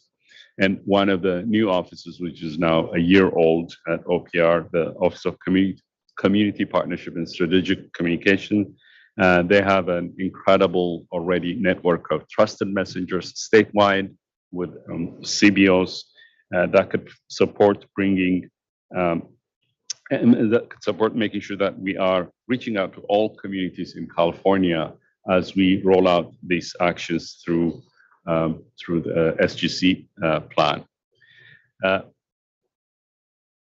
Further, I also would like to focus on one of the most important priorities of this administration, which is addressing equity on all fronts. And you mentioned that in your goal relevant to the equity executive order. We are at OPR, we're proud that we'll be soon establishing the Racial Equity Commission and the Youth Empowerment Commission this year to address some of the long-standing disparities in state government. We will use these venues to support the implementation, the action specifically under your goal number 5. I'm not going to state that, but you laid it out. So I'm really looking forward to that coordination within the various programs and initiatives at OPR. And again, priorities to getting communities, frontline communities ready for incredible resources that are out there before us. So that's my feedback. I will next go to my admin committee members, Secretary Lourdes Castro Ramirez, followed by Council Member Frank Cardenas. Thank you, Chair. First and foremost, thank you for your leadership, Chairman, both as the chairman of this council, but also as the key person driving this the committee, right, to support the staff and the many members that were part of this strategic plan. Again, congratulations, Lynn, to you and the team for putting forward a very thoughtful, very comprehensive strategic plan that reflects the progress that we're making collectively, right? And that also includes, in a very smart way, the work of the committees, right? So glad to see that we're not creating a different set of another work plan, right? You've integrated the work that the committees will be responsible for. And very much appreciate the way you led the presentation, leading with recognizing that this strategic plan, first and foremost, includes and centers equity in everything that we're doing. And I think we're very clear, and the governor has made it very clear that the work that we do in the equity space, from everything from housing to transportation to health and human services, is critically important. And it's, at the end of the day, it's about ensuring that people and communities that have been most adversely affected by past policies and past efforts that have not been able to either have access or have been negatively and disproportionately impacted, have the ability to have stability, to reach for opportunity, and to have dignity, and so very much appreciate centering equity in throughout the strategic plan.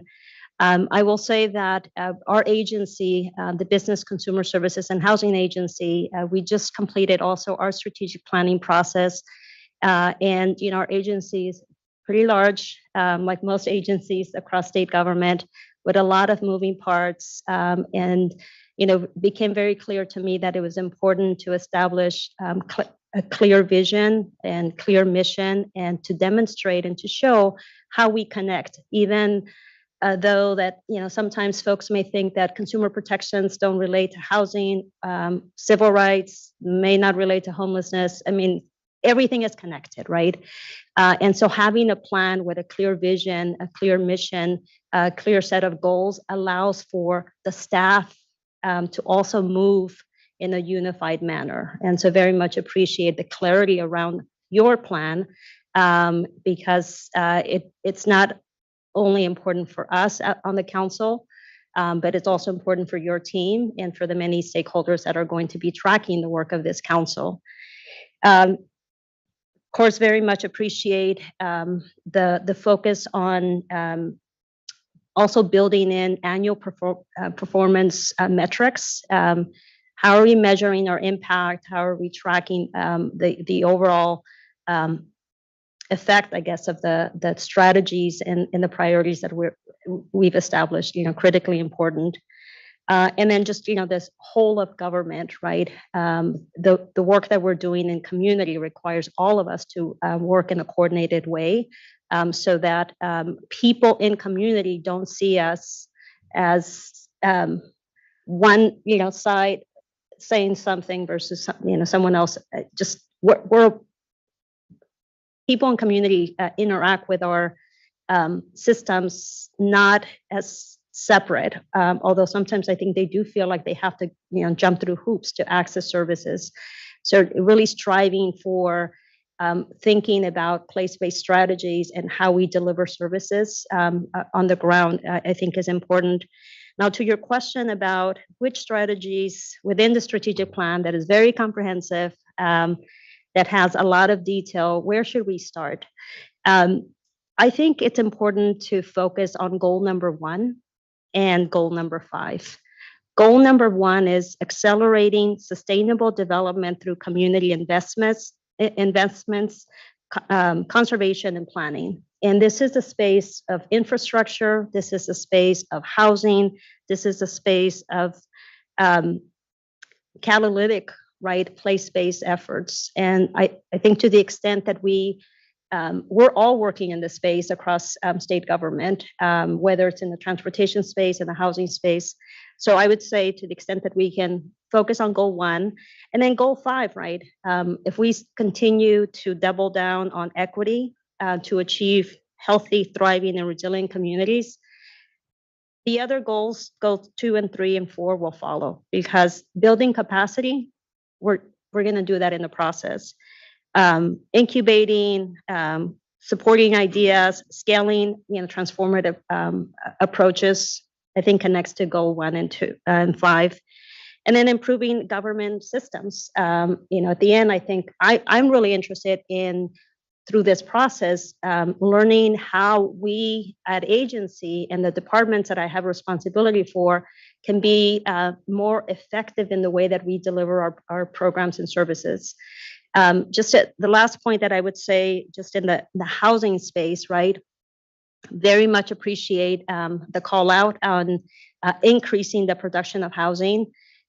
We have a housing crisis, right? Not only in the state, but across the United States.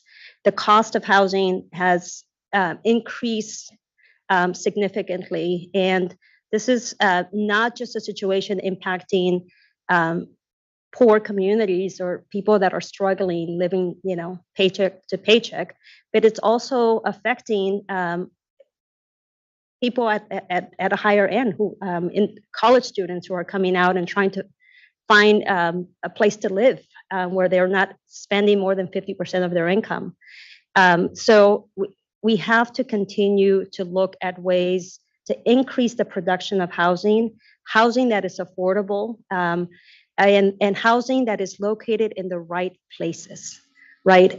So we cannot concentrate low-income housing in areas where there is maybe already an over-concentration of units. We have to build units in higher income, well-resourced neighborhoods, because that's where people are working as well, right? So, continuing to be thoughtful and smart about housing production, advancing fair housing, and ensuring that we're building housing at the right price for Californians that are struggling, but also in the right locations. And the right locations also has the benefit of addressing climate, reducing the cost of transportation, right? If you don't have to drive an hour and a half and drive an hour and a half back. If you work in LA and you've had to move to Riverside because that's the only place that you can afford to live, at the end of the day, you may be paying less in housing costs, but you're spending on transportation and quality of life. So I would just encourage us to continue to double down on addressing the affordable housing need.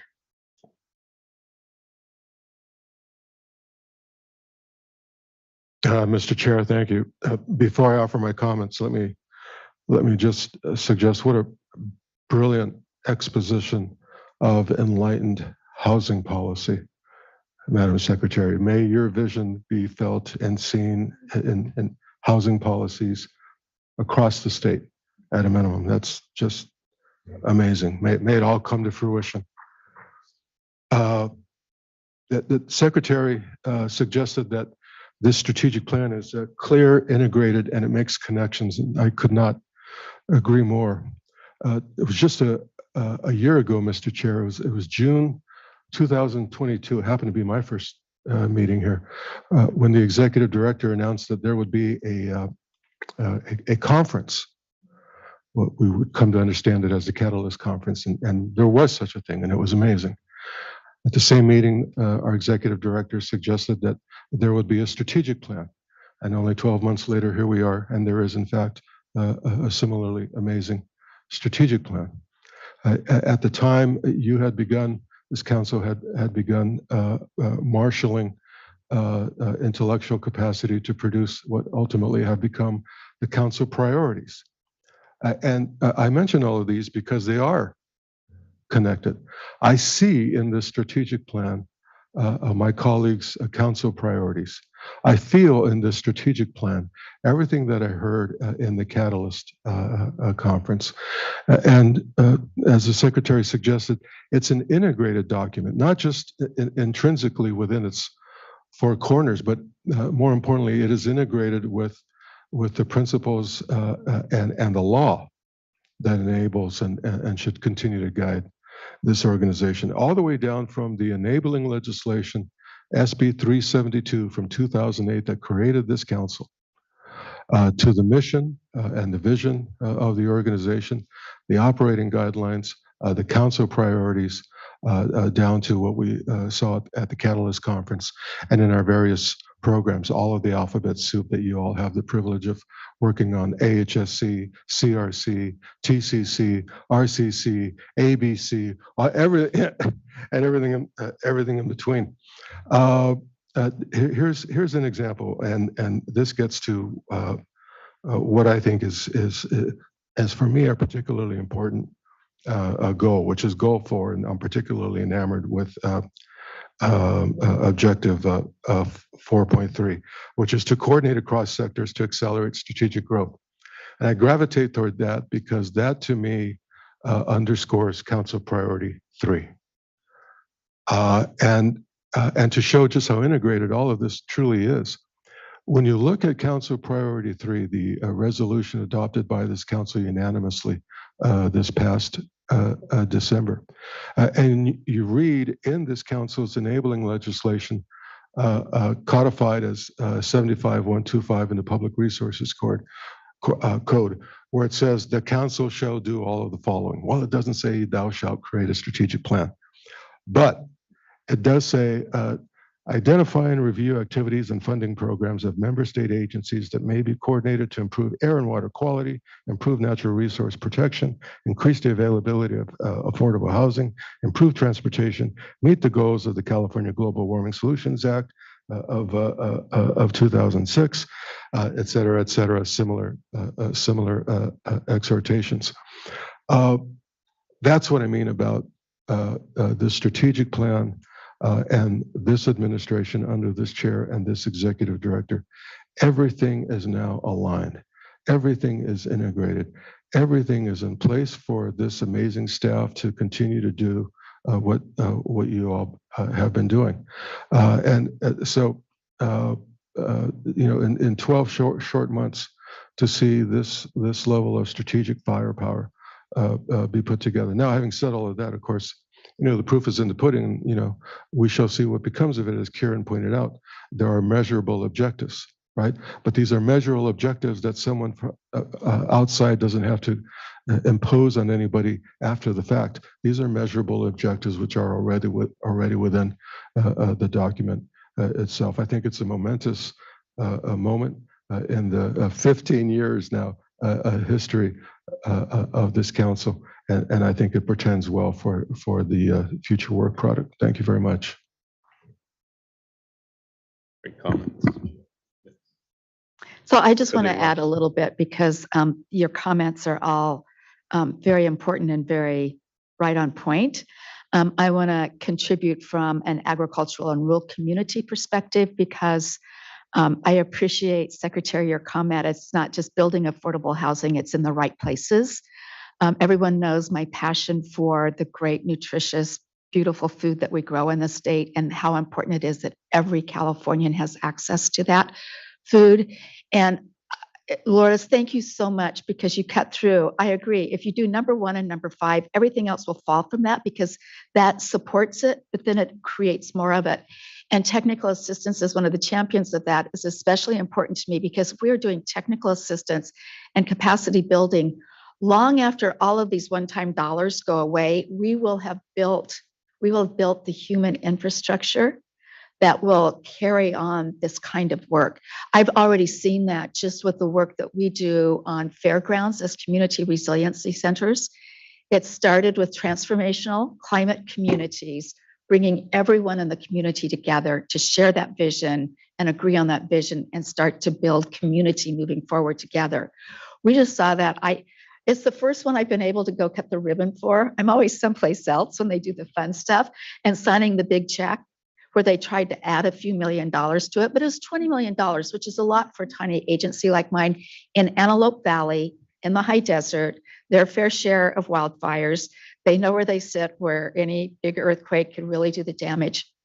They brought the entire Antelope Valley community together to have a vision for what they could do with $20 million, which will be leveraged for a $90 million investment to make sure they have the right facilities for immediate emergency response at large scale. Events that they hope will continue to attract. They want homegrown talent to be able to come back home after college and be there and contributing to quality of life, to build a commercial kitchen that will have all of the facilities for low impact food processing by small scale farmers and historically underserved farmers in the community, and additional cold storage, which will also give them that, really thinking holistically about just this one property. And so inspiring communities to do this kind of capacity building and then share the vision and then put together a multitude of funding sources. Not all just grants, some of it's coming from local government because they see these are the multiple benefits that will come back to us. Anything that we can do to try to contain urban sprawl or make sure that where the housing is going isn't impacting and creating the multitude of problems that we often see because we haven't been thoughtful in doing that. That's easier said than done because we don't have the total control over that, but showing examples of success in doing that. So I would say, yes, if we continue really remembering did you call it our bread and butter? Yeah, I think you did.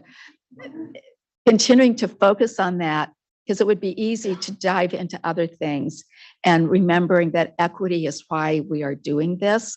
I think we will continue to be successful. And I just appreciate the acknowledgement of urban sprawl, the importance of food production that's healthy and accessible for all, and to reconnect everyone with having that really healthy and beautiful outdoor space that really helps us all be the best human beings we can be are all outcomes of doing this. Without saying that explicitly, that's the human element that comes from really good planning, and you all be an example of showing us how to do it. So I think it's an inspiring document, but it's also a very pragmatic document. Thank you. Secretary Mashakan, followed by Councilmember Capretz.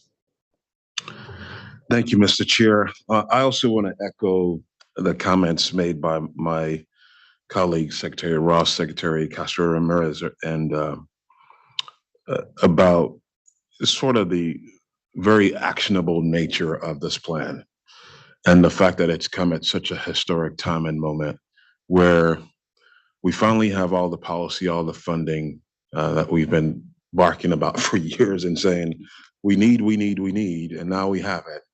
And 15 years after this council was formed, we finally have a plan that's going to sort of guide us and lead us all the way through. So kudos to you, director, staff, the administrative team as well that led this from the council. Thank you for your work. And I also want to recognize Darwin and Jaden from my staff at CalSTA who were, I know, involved and supported your efforts to get this plan done. If you don't mind, I'm going to dig a little deeper than my colleagues did with 3 specific strategy areas. So not big picture, high level, but a little bit in the weeds here. And it's going to touch on all 3 of your questions that you've asked of us. So number 1, strategy 3.14 mentions the fact that we should convene and maintain a multi-sector and cross-agency work groups to elevate best practices and implement council priorities. We have such a work group already. Some of you may not be familiar with it, but some of you may be. It's the Housing and Transportation Work Group. I think it's Secretary Castro Ramirez and the chair. I think some of your staff members are very much a part of this work group. Secretary Ross was alluding to the fact that, and I think Secretary Castro Ramirez was talking about it as well, about how sort of divergent our housing and transportation decisions are sometimes, and we don't have a lot of control in how that happens. Very often, like in most states, it's local governments that face the pressures of land use and zoning, and they make decisions and they say, well, yeah, we're just going to put this apartments here and we're going to put this commercial development here. And transportation is not well connected to it, and we continue to exacerbate the challenge that the secretaries mentioned. So just continuing to foster that group to help influence decisions from the state level and local level as much as we can is something that I would strongly encourage. That sort of multi-sector cross-agency work group like the Housing and Transportation Work Group. So that's number 1. And if you have any comments on this, be glad to discuss, or if you have any questions for me as well. Number 2, strategy number 2 is strategy 1, 2, 3. And strategy 1, 2, 3 says pilot strategies to fund and expand project eligibility for operations to ensure the sustained success of SGC funded projects. Boy, there's a lot in that, but here's where I want to go with how important this one is. We just went through an extensive budget cycle with many members who are here on this day as members of the legislature and of course the governor's office. And a big part of the debate and the discussion this year was the transit fiscal cliff. And the fact that transit agencies across the state are facing a fiscal condition that would put them in dire straits in the coming years. What we've accounted for, all of us, we've done a very good job of accounting for in the federal government as well in recent years, has been the capital needs for all the work that we do. So even SGC has done an amazing job at funding capital projects. But post-COVID, which a lot of what we didn't account for, a lot of these agencies that we're given a lot of capital funds to don't have the operational whereabouts because they just went through a 2-year bubble that devastated their operational abilities. So very apropos, I'm glad this is one of the strategies that you've added. And I'm hoping that transit agencies, small or large, I know it's not always a ton of money, they can have access to these funds to be able to seek operations related funds. I know this is broader. This is meant to be intended to be broader than transportation and transit, It's, any other entity that's sort of under the SGC umbrella, if you will, to support their operational needs. But transit is absolutely key in this. And I'll say rather, the governor and the state legislature were successful. As you all know, they got $5.1 billion in the budget for transit.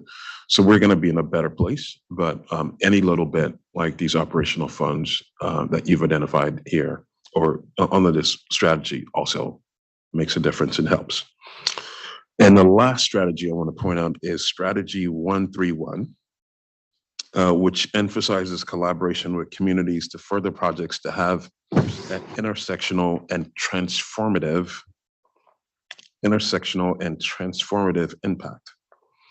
And in particular, what I want to highlight here, excuse me, Secretary Castro Ramirez and I have been having a little bit of a back and forth about transit-oriented development, and I owe her a response to her last response back to me. But there's such a big opportunity here when it comes to TOD. I recently went on a brief trip to Europe with some of our staff and got a chance to just see TOD again operating firsthand. Well, we've got a ways to go. We're doing some really good things. I know Secretary Ross was recently in some of the countries I was in as well.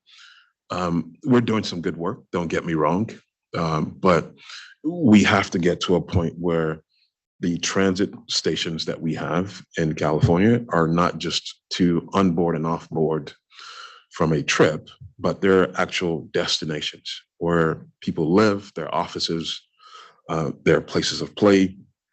And so whatever SGC can do with this particular strategy of intersectional and transformative impact to continue to support creating places out of transit stops and TOD is something that I will again support and champion from my role as Transportation Secretary for the state. So thank you. Great. Member Capretz. Thank you, Chair, and all great comments. I'm kind of going to be tracking your comments, Chair, about goal 2, because I also believe that it's critical we take advantage of this historic moment in time with this funding opportunity. And my organization actually has a grant with Civic Well to help some of our smaller under-resourced cities take advantage and we're providing technical assistance so that they are applying for state and future federal funds. And just through that experience alone in meeting with the staff of these smaller cities, the capacity needs are massive, and they would not be applying at all if we were not writing the grants for them. Period. They have no staff to write grants, and they don't feel like they know how, they have the capacity or the capability. And so obviously that's a very tiny snapshot, but it's just reflective of how important it's going to be for the state to hold the hand and help support the smaller cities who deserve access to these funds. And Strategic Growth Council is obviously, like, in my opinion, at the top tier of agencies that have modeled this and have experience with it, and frankly are the reason we even got this grant, because I learned a lot from just being on this board about how to do it, and just from watching and just witnessing it. So thank you for that. But and we're going to be expanding to 3 other cities with some more grant support from San Diego Foundation soon. But again, I really would just highlight how the smaller cities are very eager to engage and are seeing they have stars in their eyes about what's possible, because they have all this, these grand lists of projects and infrastructure needs. And they're just so concerned that the big cities are going to crush them. And in fact, just want to highlight that as the EPA has started the conversation with those big $1 million grants to metro areas, the city the cities in San Diego have met for, a big regional convening because it's a regional grant. And let's just say the one big city in our region has basically said, we don't really think we need to be operating regionally because we have all the capacity we need to apply on our own. And that's just is very indicative of, I think, the challenge again for small to medium sized cities who are, just feeling like they can't compete against some of the higher resource cities. So just something for you all to be aware of, that dynamic exists. So anyhow, I'm very excited about goal number 2, expanding access to state funding and federal funding. And the final comment, and I don't want to end on a depressing note, but just to follow in the prior council members' comments about, and well, actually 2 prior comments about urban sprawl, is that in San Diego we have a special election, and I don't work for anybody. I can be political, I guess, and say that the Building Industry Association is investing a significant amount of funding to change our Board of Supervisors at the County of San Diego so that we do build sprawl. And it's a very depressing, dark time in our region. And those of us who are trying to build these TOD infill, affordable housing, are very concerned about what the outcome of this election is going to be. And because we have 2 huge races that will change the entire dynamics of the county board. And so I just wanted you to know that this is a pervasive, the sprawl developers are not giving up. And in fact, they're tripling down, similar to the fossil fuel industry, right? They see a threat to their future. So they're just going for it. And so anyhow, I don't know what the state can do. So sorry, I don't have a policy solution or, I don't know what the answer is, but I just think it's important for you all, again, to know what's happening on the ground and that we're doing everything in our power to make sure the right people get elected. But at the same time, money talks. And so it's a very frustrating experience that as we're living through a climate emergency, and doesn't matter that every area in San Diego in the, urban area, urban wildlife, wildland, whatever you call that, or interface, is a high fire zone. They don't care. And so they're trying to buy electeds and, just resort to our old traditional land use and transportation patterns. And so anyhow, that is happening. And so just hearing your comments just triggered that reality, just so you know.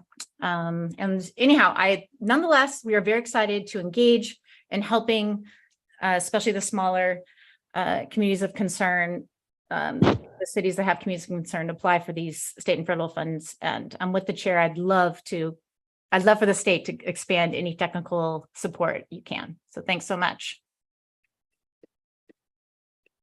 Great, thanks, Nicole. Else? Garcia. Oh.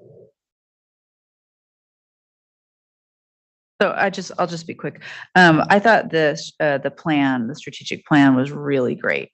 Super comprehensive, very specific, measurable. I also thought it was so readable that it's going to increase access, which I think is one of our goals. So I wanted to say that on the actual goal emphasis, I really think goal number 1, I want to echo Secretary Castro Ramirez's comments about, and Secretary Ross's comments about our investment in climate smart housing and transportation. I also would like to echo Secretary Omashikan, your comments around incentivizing the projects with intersectional and transformative impact. And I think that goes to, so that's goal 1. My other comment is on goal 3, which is the emphasis on the research policy to action pipeline. I particularly like the capacity building through being intentional about connecting the community to researchers and researchers to the community. So that's the specific piece I really liked about that. And then on goal 5, our racial equity action plan, I think EDI should, of course, be embedded in all of the goals. So I see that as something that should touch all of them. Yeah, that's it. Thank you. Honor. Secretary Garcia. Sure, thank you. And I see Rohan's hand is up too on the Zoom, so hopefully we can go to you next. Oh, sorry, I missed No worries. And thank you, Director Acefa, as well for the work that you've done, and Lynn and the team. Echoing so many of the remarks that have been made, in particular the eloquent remarks by Secretary Castro Ramirez at the outset, which I think covered a lot. And ditto to her support for, as I think many of my colleagues have done, for goals 1 and 5 being really like the key priorities to carry forward quickly. As Secretary Omashakin also mentioned, I think in particular, goal 1 is so important given the place that we're in with respect to federal funding and how we're really going to make a measurable difference with our investment dollars, and really want to make sure that we do promote the sustainable developments. I have a couple of comments on those particular strategies, 1.2. And I know that CARB is mentioned in 1.2.2, and just want to make sure that we know, of course, yes, CARB at the table, particularly with some of the assistance in ensuring that we have greenhouse gas emission reductions, also air pollution benefits, et cetera, associated with our development. But I also want to just note, for awareness as we move forward in the context of water conservation and water needs, that the Water Board will be taking on a lot of really interesting work moving forward.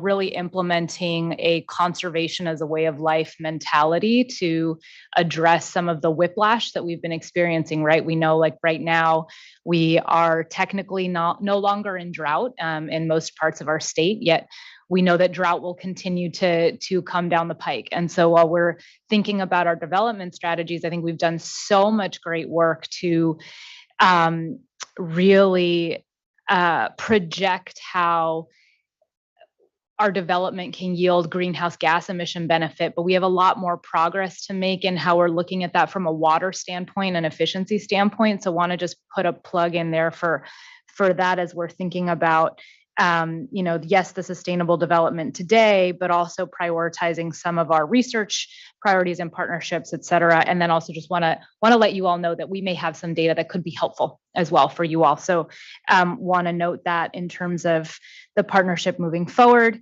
And yeah, just thinking about how this is laid out and how accessible it is, just really also want to echo the kudos to that. These are challenging documents, and I think we're in a really excellent place in terms of building alignment across our council member agencies. And so this just feels like a very positive moment, like a very pivotal moment where we can really leverage the energy that we have moving forward. And I'm really excited to see this move right now. And thank you so much for pulling this together and for the work that went into it. Great. Deputy Director Radhakrishna, you're up next. Thank you so much, Chair, Lynn, Amar, and Kieran, and all who have worked on this. It's really tremendous in 12 months, like Public Member Cardenas mentioned. And also congrats and appreciative of all the key staff, including ours at the Health and Human Services Agency, Jim Sunan and Linda Helland. Before I answer the questions, I want to share our agency's appreciation that the word healthy is at the beginning of the vision of healthy, thriving, and sustainable communities. And I really think it gets to the human-centered nature of this, to have transit-oriented development and accessible, affordable housing. It's about the humans, and the plan is very human-centered, human-first. And I do just want to mention what Lynn read, which comes from the preface, that the strategies aim to address disparities caused by climate change at the human level by not only focusing on greenhouse gas emissions, but also where and how people live, work, and access resources. So I think it really elevates the spirit of this council and working together to improve those daily living conditions. And our agency wants to continue to support the multi-benefit approach to that. To build off the sounds like emerging consensus on goal 1 and 5, but to thread across it specific strategies around racial equity, technical assistance, and equity for resource allocation. Those are areas that our agency is very excited about supporting and prioritizing. To talk a little about our agency's work in overlapping with the council, there's really so many areas, but we'll mention a few where we want to see advancement and want to participate as well. That includes refining standards and collection of data when it comes to race, ethnicity, sexual orientation, gender identity, disability. Also in supporting those multi-benefit task forces. Housing and transportation was mentioned. The Health and All Policies Task Force is another one where we want to continue to support through data tools, metrics, and approaches. And finally, to answer the question around alignment, Secretary Galley has a particular focus on how income inequality damages health, equity, and social cohesion. So many of our agency's programs seek to reduce poverty, which includes streamlining resources to communities. And so we see that reflected in the plan and are appreciative of that. Personally, our agency is finalizing a contract this month for a strategic planning contractor to develop an equity strategic plan for our agency. I think there'll be a lot that we can learn from how crisp and actionable and measurable your plan was. The specific goals that overlap with our agency, which I'll just mention and we can follow up in more detail, are goal 2.3 and 2.4 around connecting communities and establishing broader partnerships. 4.2, identifying those barriers faced by communities. And I think we've talked already today about the continuous improvement, the feedback loops, public comment, those who may not have made it the first time through a round to continue to continuously improve our processes, and that tireless spirit will make government even more beautiful and institutionalize it. And finally, 5.1, 2, and 3, if you can model and lead the way by embedding and advancing racial equity in that full scale of operations, internal to external, A to Z, I think it will show how government can and should do its job. So we look forward to supporting that as well as 5.2 talking about relationships with tribal nations, and 5.3 focus on particular sociodemographic variables. So I'll end by just sharing, there's many touch points with work going on across our agency, most recently with the storms that we've encountered. We have a Storm Assistance for Immigrants program from our Department of Social Services, and also a Farm Worker Resource Center from our Department of Community Services and Development. Those community-based organizations we've engaged with consistently raise the issue of needing more support to build capacity to respond to climate disasters. And many of them bring a really important grounded local knowledge, language resources, community expertise that can be an asset for the state's climate strategies. So an ongoing challenge is how to elevate their voices so they're included in the decision-making process, and to enhance technical assistance. But we see that in this plan that we're excited about. Another lesson from the storms is our agency is co-chairing with the Office of Emergency Services a priority populations task force to support disaster response and recovery. As we know, climate disasters are now all seasons, all year long. And I think the efforts to support priority communities really shine through in goals 4 and 5. And we look forward to using the task force to help kind of operationalize that and bring that to life. And a few other aspects of our departments, our Department of Aging has the State Master Plan on Aging. So we want to partner with the council agencies to provide best practices for our working and older adults as we implement transportation, housing, and economic development strategies. And also our Department of Rehabilitation is very eager to support state efforts to meet the needs of people with disabilities before, during, and after these climate-related disasters. So many touch points, but we really look forward to partnering with our council members, all agencies, and SGC in implementing this visionary plan. Congrats, 15 years in. This is something to really be proud of. Thanks, Rowan. And Noah Key Schwartz, Deputy Secretary, you're up next. Thank you. So I think my colleagues have already been pretty thorough in their comments, so I'll be brief. I do want to align myself with what my colleagues have already said in terms of prioritizing goal 1 and 5. I also just really want to say how much I appreciate that staff prioritized equity and accessibility as much as possible. And this not only in the actual strategic plan contents, but also how readable the document is and how accessible the presentation was. It's just so critically important that we in government communicate the SGC's mission and work so that the public can really understand and be part of this process from the very beginning. And it's just so clear from reading this that staff has put so much care and heart into this document over, a period of months. And I think, as everyone said, these documents are really challenging to put together and such a heavy lift. So I just want to thank you for really, taking the extra time to really ensure that it's as thorough and thoughtful as possible. So I just wanted to thank you for that.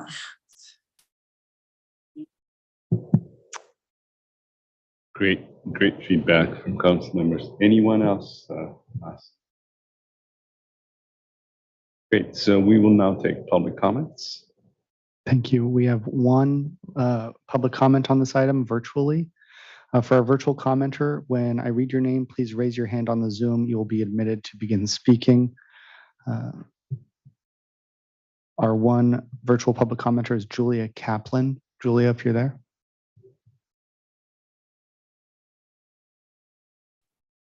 Yes, I'm here. You may begin. Great, thank you. Wonderful to hear this incredible presentation. I'm Julia Kaplan with State of Equity. I know many of you, we partner with the Strategic Growth Council and with many departments and agencies on racial equity, organizing, and the Capital Collaborative on Race and Equity. And I wanted to say that, all of the kudos, and also this may feel to some of you like a very internal process, an internal plan and conversation. And I know that there's not hundreds of people from what I can tell in the council room, but there are people there. But this really is garnering support and attention across California, and the work that you are doing together. And I know that some folks have noted the Catalyst Conference with hundreds of community partners that have been helping shape and guide this work. Also, there was recently a statewide convening of the Government Alliance on Race and Equity with over 100 folks from our state government and over 500 people from local jurisdictions across California just 2 weeks ago. And at that conference, the opening plenary session was about the racial equity organizing work happening in state government. With, in fact, Noaki was one of the panelists. Our organization, State of Equity, convened that panel, but we got to hear from California EPA, Natural Resources Agency, the California Transportation Commission, as well as Corrections and Rehabilitation about their work. And so, the work that you all are doing is really having far-reaching impacts, not only through your own institutions, but across the state. And I hope that you know and can feel that you are in good company and really supported. Thank you. That concludes public comment on this item. We will now move to a vote. So is there a motion and a second to approve the SGC strategic plan? I move the adoption of the strategic plan as the official strategic plan of the Strategic Growth Council as presented. I will second that motion. Roll call. Director Osefa? Yes, Dick, yes. Secretary Ross? Yes. Public Member Cardenas? Yes. Secretary Castro Ramirez? Yes. Secretary Garcia? Yes. Secretary Omashakin? Yes. Vice Chancellor Putney? Yes. Deputy Secretary Schwartz? Yes. Deputy Director Radhakrishna? Yes. Public Member Capretz? Yes. Motion passes unanimously. Great.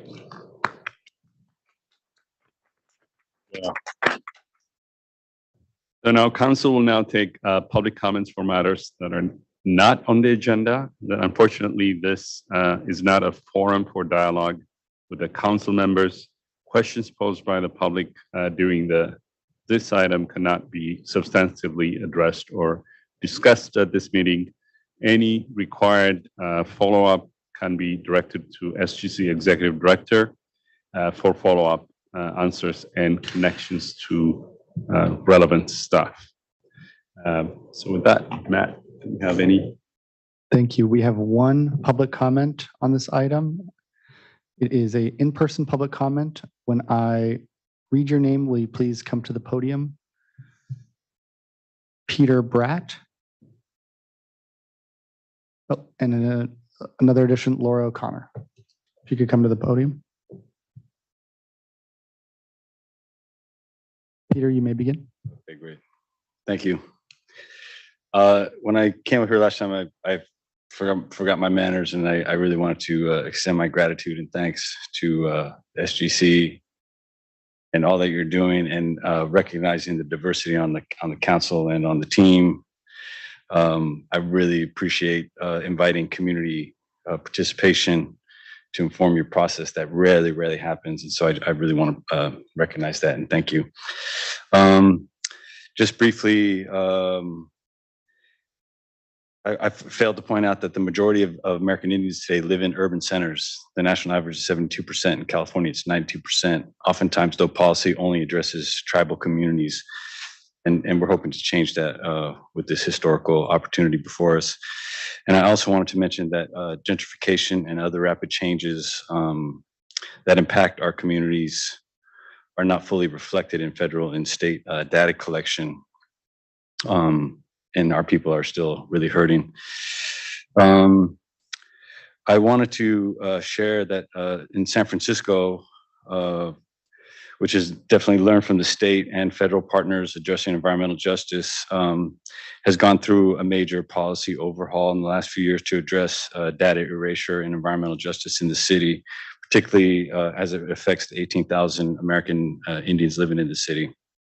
And so my offering is, would the SGC be open to the data collection and studies from various city departments that have done a much deeper dive over the last few years to achieve greater equity within the community, and then also recognizing that regulating projects to certain areas kind of perpetuates environmental injustice. The city has undertaken a new equity policy that intentionally is relocating and building affordable housing in once affluent and white areas, oftentimes more greener, cleaner air, et cetera, and also has like really incredible data collection and studies. And I would love to offer that. And also, you know, we're partnering with various departments in the city, and they would love to have that conversation. But I just want to offer that up and see if the council would be open to that dialogue. So, Thank you very much. Laura O'Connor.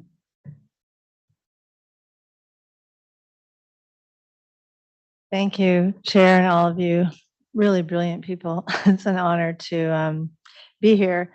A couple of, this might be redundant from a couple of council meetings ago, and you've done such incredible work. I want to echo the amazingness of having this brilliant plan. And I did not know about the Strategic Growth Council, I have to say, and I've worked in these fields that you're all in for decades. I worked with then Mayor Newsom and Secretary Crowfoot in San Francisco way back, and I learned about this actually, and I want to really appreciate Ms. Capret's comments and others about the integral relationship of all this and how you all are hitting across all aspects. I actually learned about this from the work of Assemblyman Isaac Bryan when the bill was put together for Justice 40, and I was shocked at how much work has already been done and what you all have been able to do just since I've, not that my timing matters, but it's just someone who's fairly informed really was not aware of all the brilliant work that you all are doing. So the thing that I want to bring to that is, as we know, those of us who worked across, and we had a little bit of this conversation, Member Cardenas at the conference, is that the silos of brilliant work being done are coming together in this administration in such a profound way. And I wanted to again offer that I will say, Secretary Snyder convened the Truth and Healing Commission at Friendship House last year intentionally because of, well, I can't speak for her, but what I heard from others, including then Secretary Bitta Becker and Geneva others, Thompson, who were there, is that they are modeling so many of the aspects of what you all are doing and doing the research across all these fields. And I would actually like to recommend, just as someone who works in this field for 3 decades, that a meeting with Friendship House and their leadership, just to share everything that they've been doing and learning across not just the city and county of San Francisco, but from the work they're doing with the federal agencies, which is profound and long lasting. And I'm sorry that Mr. Moreno Rivera is not here. He's been instrumental in helping connect those dots. I want to acknowledge that too. Thank you. Thank you for your comment. Amazing. That concludes public comment on matters not on the agenda. Great. Well, that brings us to meeting adjournment. I want to thank SGC staff, council members again, as well as the public who joined us today. I also would like to thank our support staff, as always, making this seamless. Melissa and Augustine, Santaria, Dora, Clarissa, and of course, Julian for making this a successful meeting. Every meeting is a successful meeting. So with that, we are adjourned.